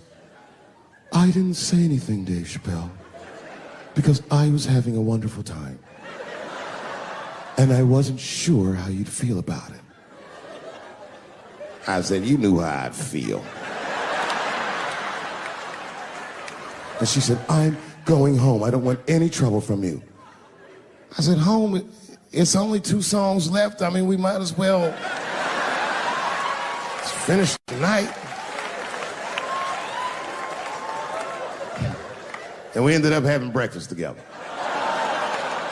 Oh, grow up. That doesn't make me gay. I just titty fucked her. His titties are as real as any titties in L.A. It's 2 o'clock in the morning. I was just borrowing a little friction from a stranger. Whoops.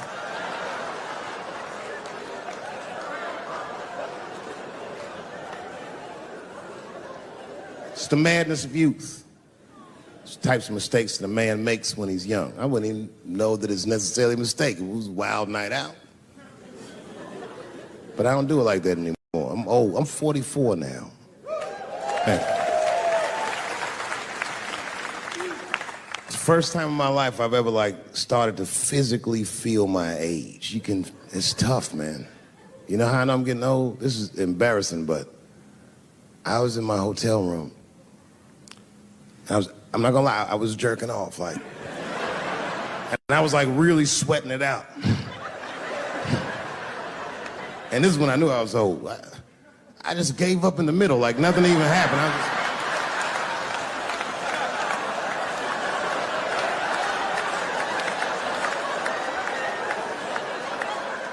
I don't like looking at my dick anymore. My dick looks distinguished. It's old, an old-looking dick. It's got salt and pepper hair all around it. My dick looks like Morgan Freeman in the 90s. Without the dots. My dick narrates, Dave pulled me out and started jerking me around and jerking me around. But not with the same vigor as when he was young. He and I both knew nothing was... I see my age in my children. I came home from the road. This is not long ago. I've been gone for, if you can picture, I was gone for weeks and weeks. And when I came back, nobody was home. Now, one person in my family thought that maybe I'd like to see them when I got back. They knew when I was coming back, but they just weren't home. And that shit was a wake-up call.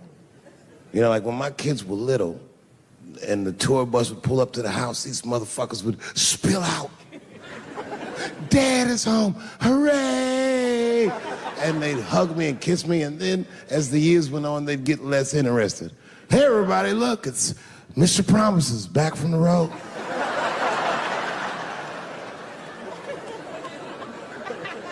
But empty house, that's some cold shit. And I went into my oldest son's room. I was like, hello, hello. He was gone.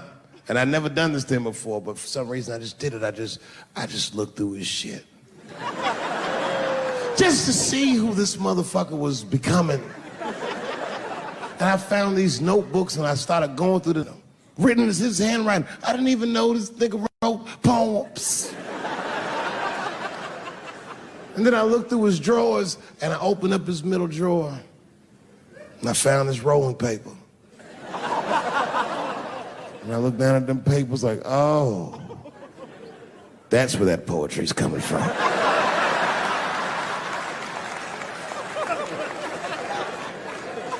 And that shit broke my heart. I mean, I smoked weed, but I mourned my son's innocence. And I cried a little bit. And I took his papers upstairs to my room. Rolled some weed that I'd hid from the family. And I got really high. And then I got paranoid, so I put his papers back how I found them.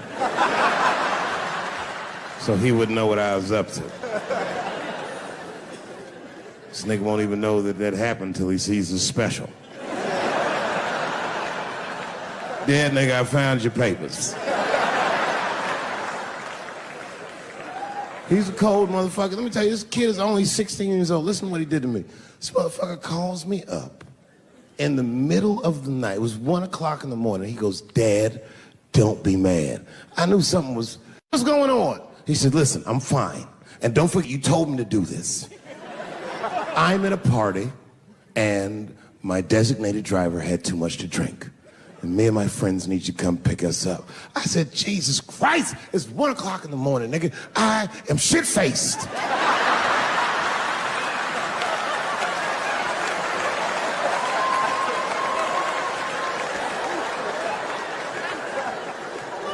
But I figured, fuck, it's better me than some kid. I might as well roll the dice and go pick my nigga up. I said, all right, I'm coming to get you. Just give me the address and I'll be right there. And then he gave me the address and I was shocked. I said, son, you are not gonna believe this, but I'm at the same party, nigga.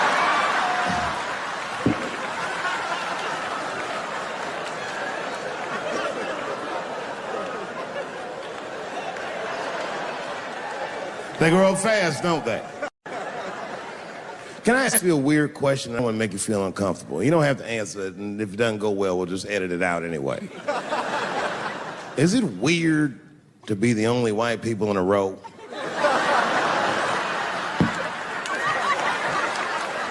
Is it weird? I mean, to be honest, does it feel strange? Are you worried at all?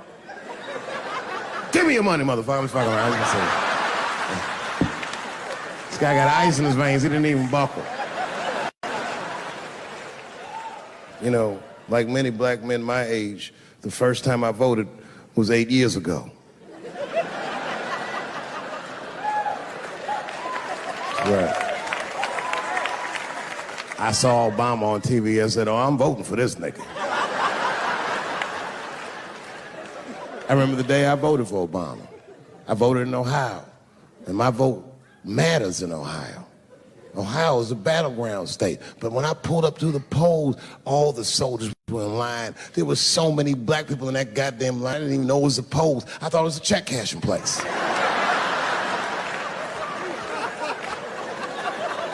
We were hugging each other, and old people were singing hymns and spirituals. J Verdict times 10 or some shit. I've never seen black people that happy. 8 years later, I'm pulling up to the polls again. This time, I'm driving a brand new Porsche because the Obama years were very good to me.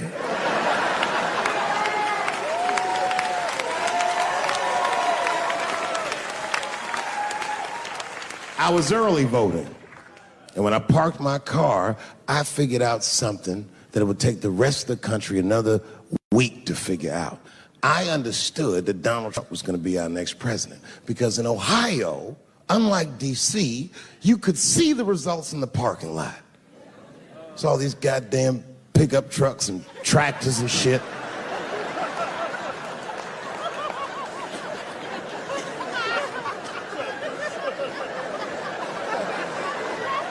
And then I walked up and I saw a long, long line of dusty white people.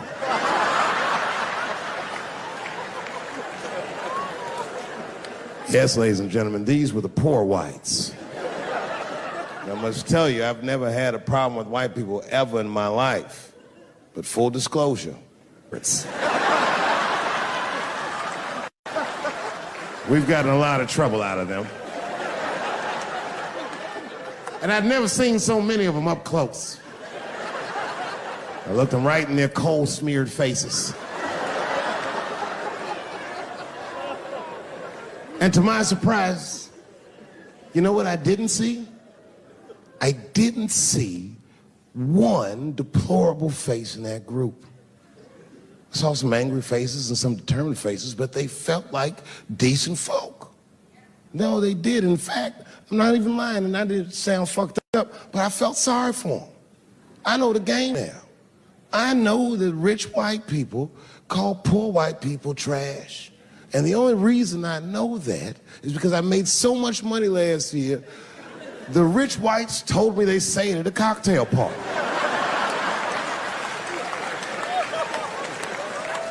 And I'm not with that shit.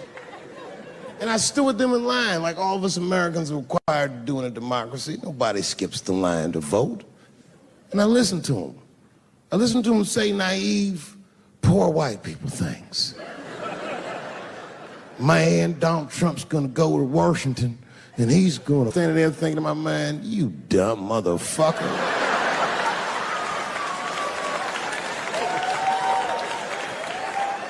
You are poor. He's fighting for me.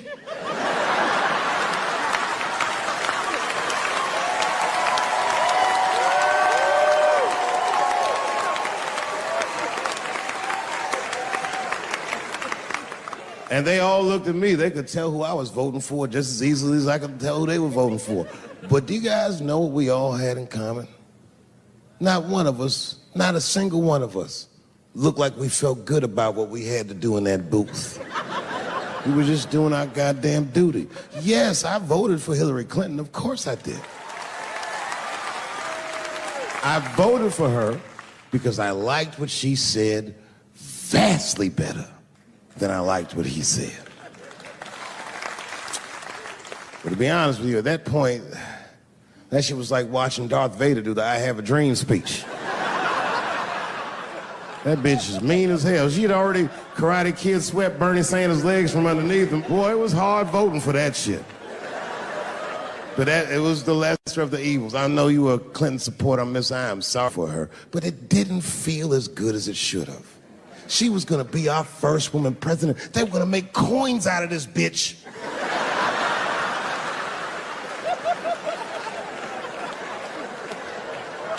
And somehow she just missed the dunk. Of course she should have beat him. Of course she should have beat him. You know what voting for her felt like? It was bittersweet. It felt like I was lucky enough to eat Halle Berry's pussy. And whilst I was doing so, she fucking farted in my face, man.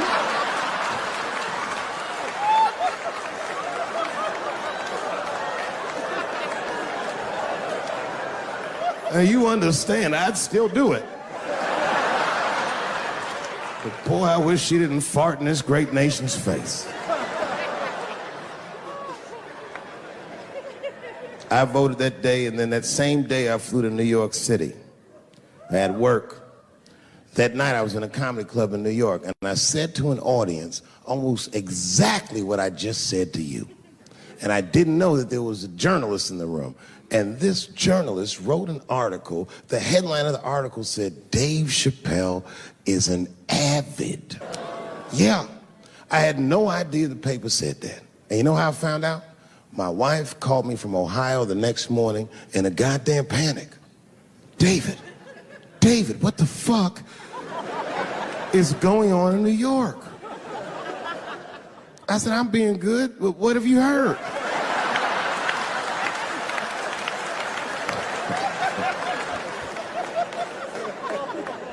And my wife said, the paper is saying that you're a Donald Trump supporter.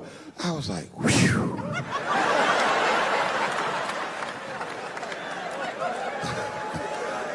I said, don't worry about that shit, baby.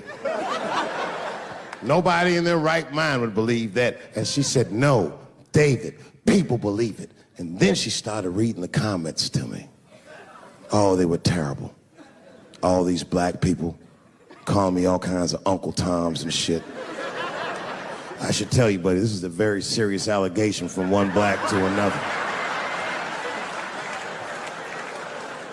I was incensed. Uncle Tom? How am I Uncle Tom, nigga? You the one that reads the Observer? Anyway, all this shit goes down around, and now Trump is the president, and I'm hosting Saturday Night Live.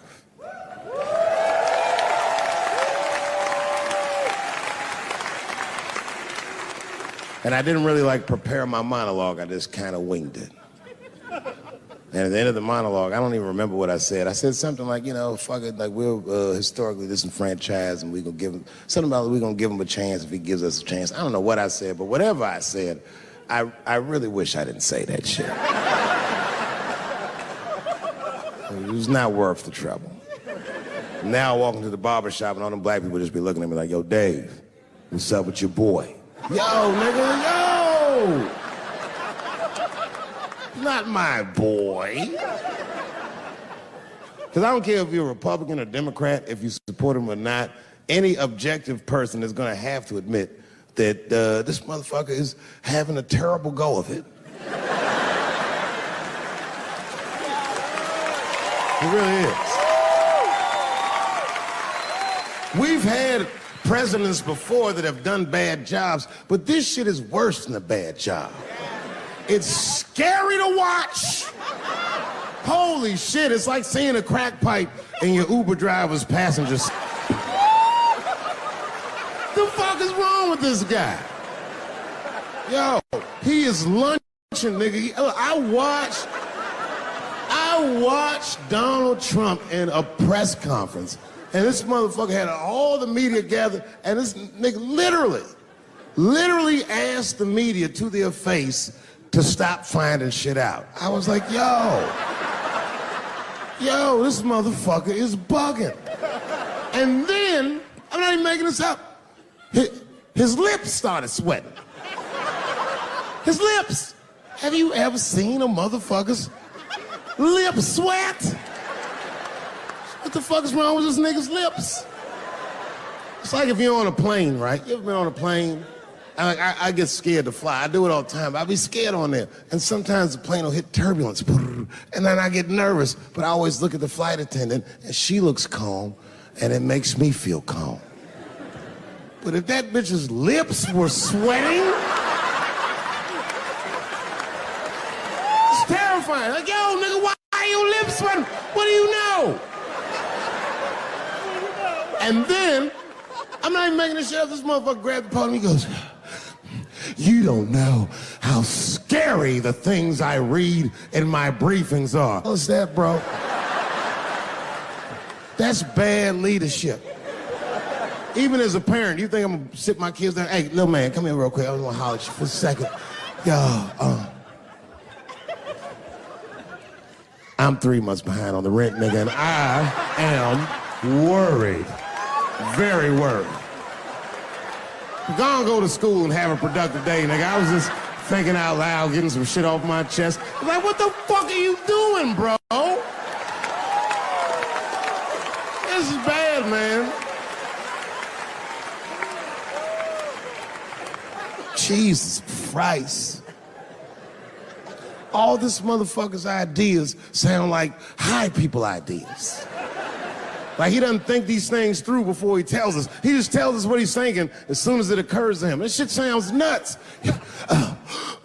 I'm gonna go to China, and I'm gonna get those jobs from China and bring them back here to America. For what, nigga? So iPhones can be $9,000? Leave that job in China where it belongs. None of us want to work that hard. The fuck is he thinking? Because I don't want to make them shits. What the fuck are you doing? Stop trying to give us Chinese jobs. I am going to bring back coal. Coal? I'm not even exaggerating. I have never in my life even seen a fucking lump of coal. I honestly don't even know what coal is for. If you're gonna have motherfuckers digging around in the dirt looking for shit, find me some truffles, nigga. That's what I'm about. And these truffle prices are getting out of control. If it gets any worse, I'm gonna be back down to regular butter like everybody else. Terrible, terrible job. This motherfucker hit North Korea with rap battle threats. Fire and fury, like, yo! Yo, what are you doing?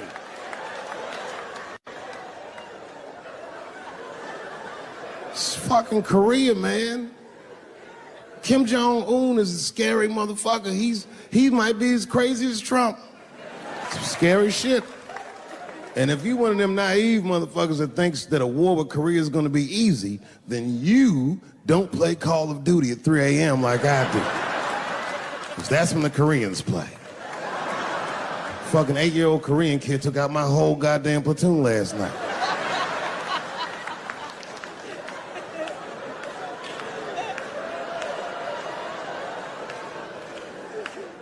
I've never seen somebody in the office so high with the most just basic fucking solutions. Like, you know, we should not let any more Muslims in the country till we can figure out what's going on. Did he just say, figure out what's going on? Who doesn't know how to do basic math? Let's count it out, okay? There's been 17 mass shootings in the United States. 4 of them were done by Muslims. None of those 4 Muslims were from any of the 7 countries in your stupid ass original band.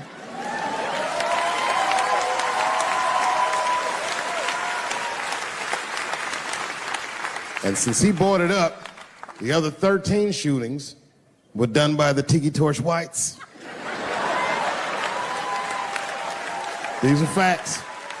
And you don't see me trying to ban white people from the show to keep. It's a fucking terrible idea because it's mean and it's racist. And most importantly, it would be catastrophic to my bottom line. If there were no white people here tonight, I might leave this bitch with $1,800. This man needs to realize that we all need each other. And that's why we will never, ever be able to beat China. Because everybody in America is racist, and everybody in China is Chinese. This motherfucker called it all wrong. And don't believe the media either, because as all this shit is happening, the media is trying to make us believe that the extremities amongst us are the norms. We can disagree, that's fine. And most of us are keeping a cool head about this shit. You know what I mean? Americans generally respect one another's beliefs, even if they don't share those beliefs. I know I do. I respect everybody's beliefs except Amish people. Because they are the only ones that I can say clearly their God is wrong. The speed limit is 75 miles an hour in Ohio, and 1 lane of traffic is buggy. Nigga, your God is ridiculous. All the Amish people around my way know me too. Not from television, obviously. They know me from the streets. Because when I see them horse and buggies, I'll pull the Porsche over and talk to them. Ezekiel. Ezekiel, are you sure that God doesn't want you to have any of this technology or this energy? Huh? Huh? I can't hear you, nigga. Let me turn this air conditioner off. What did you say? And them niggas be like, get away from me, ye. Ye tried to tempt me like the devil. Devil? Nah, bro. I'm trying to put you on to the game, Zeke. It's a big world out here, nigga. I just went 25 miles in 30 minutes. That's a day's journey for you. You don't even know what the weather's gonna be tomorrow, do you? I do. You don't even know that there's a valuable Pokemon right on your... I drive away. Huh? Oh, my vape pen? You want to hit my vape pen? Oh, sorry, nigga. I'm trying not to get herpes. My bad. I've been playing cat and mouse with herpes for 30 years now, but every night I go to the club, I'll be like, not tonight, herpes. No disrespect. I'm not saying you have herpes. I'm just saying 1 out of 5 people do. So let's just all be careful around this motherfucker and make sure that we leave with the lips we came with.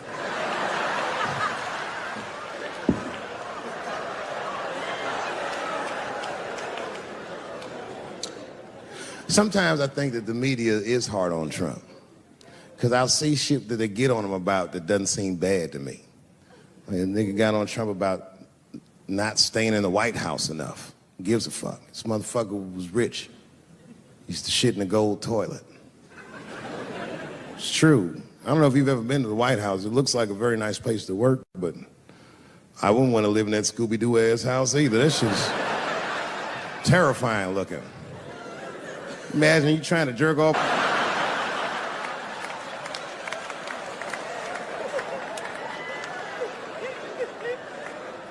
Shit, Bush didn't stay there either. He was rich too. He was like, fuck that, I'm going to my ranch in Texas. Obama was the first motherfucker to move into the White House like, this is a nice place. Look at this rug.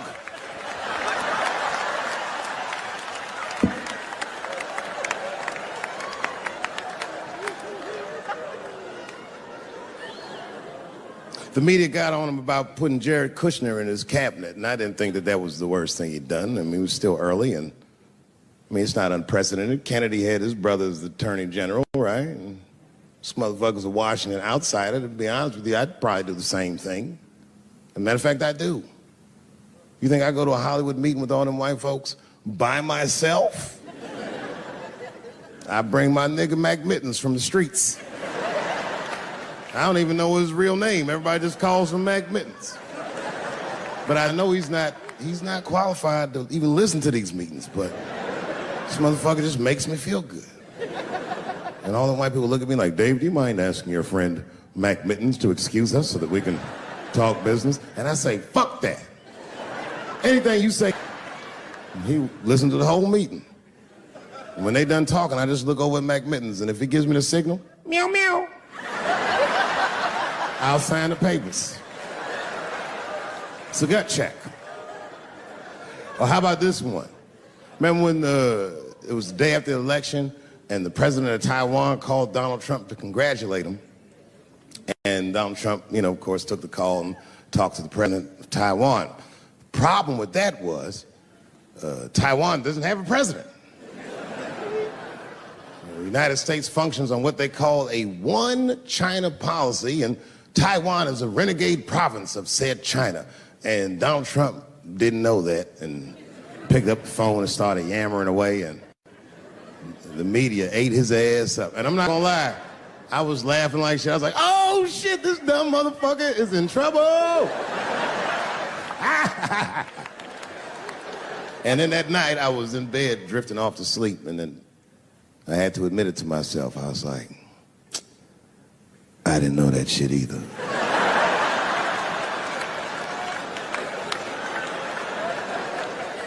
And then I realized the media got the story wrong.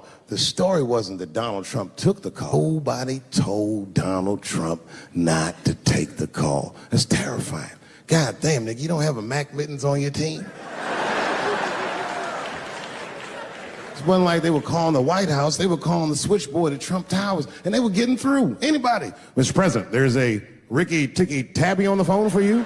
Yes, put him through. Hello, Ricky Ticky. Good to talk to you. Mr. President, there's a John Jacob Jingleheimer Smith on the phone. Oh, his name is my name, too. Put him through. Hello, John Jacob. Let's talk business. How many people in this room are not originally from the United States? My round of applause. Where are you from, bro? You right there. Iraq. You're from Iraq? Ew. I was fucking around. How long have you been here in the country? 23 years. 23 years? Are you a citizen yet? You are? Congratulations, nigga. Congratulations. Well, welcome to this great land. You know, I'm going to give you a history lesson because I'm sure this wasn't on your entry exam. But every naturalized American has heard something about what I'm about to tell you. The picture is the early 50s in the United States. This 14-year-old boy goes down from Chicago to Mississippi to meet his extended family for the first time. He'd never been to Mississippi. And before he went, his mother said to him, very pointedly, she said, if a white man looks you in your eyes in Mississippi, look away. And I don't know what you know about black people from Chicago, but they're not a scared people.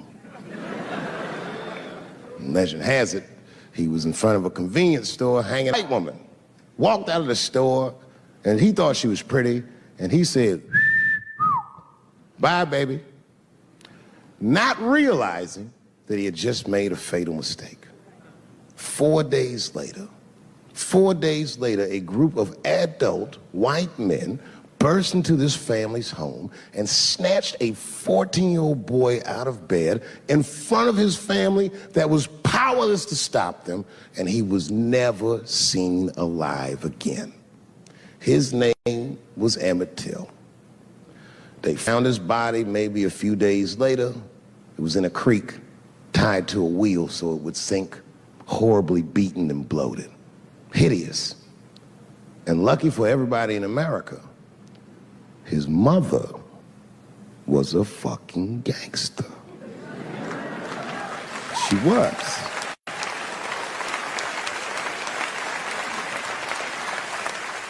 If you can imagine, in the very midst of a mother's worst nightmare, this woman had the foresight to think about everybody. She said, leave my son's casket open. She said, the world needs to see what they did to my baby. And every publication here in the United Times had this boy's horribly bloated body on its cover. And if our civil rights movement was a car, this boy's dead body was premium gas. This was a very definitive moment in American history where every thinking and feeling person was like, ugh, we got to do better than this. And they fought beautifully, and here we all are.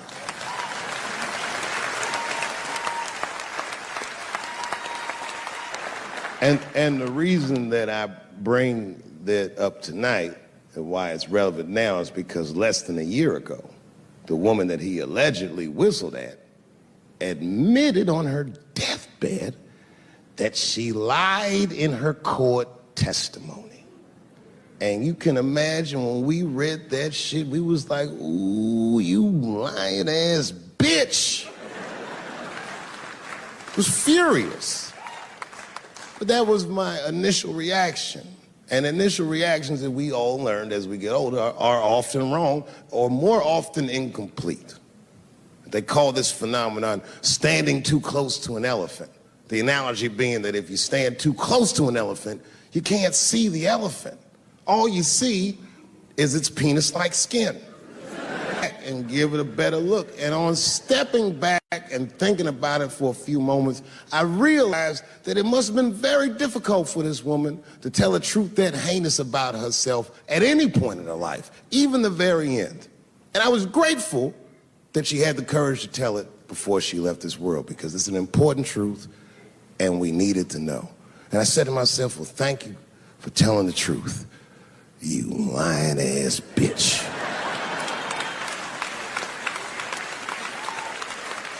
And then time goes on, and then after time, you can kind of see the whole elephant. And it's humbling, because you realize that this woman lied, and that lie caused the murder. But that murder set in motion a sequence of events that made my wonderful life possible, that made this very night possible. How could this be that this lie could make the world a better place? It's maddening. And that's how I feel about this president. I feel like this motherfucker might be the lie that saves us all. Because I have never felt more American than when, Jesus Christ, it's good. And when it happens, I can see everybody that's struggling. So if I'm on stage and I tell a joke that makes you want to beat up a transgender, then you're probably a piece of shit and don't come see me anymore. Or if you don't understand that when a football player takes a knee during the national anthem, he's actually standing up for me, then you might not want to fuck with me anymore. But I swear, no matter how bad it gets, you're my countrymen, and I know for a fact that I'm determined to work shit out with y'all. And if that woman that said that heinous lie was alive today, I would thank her for lying. And then I would kick her in the pussy.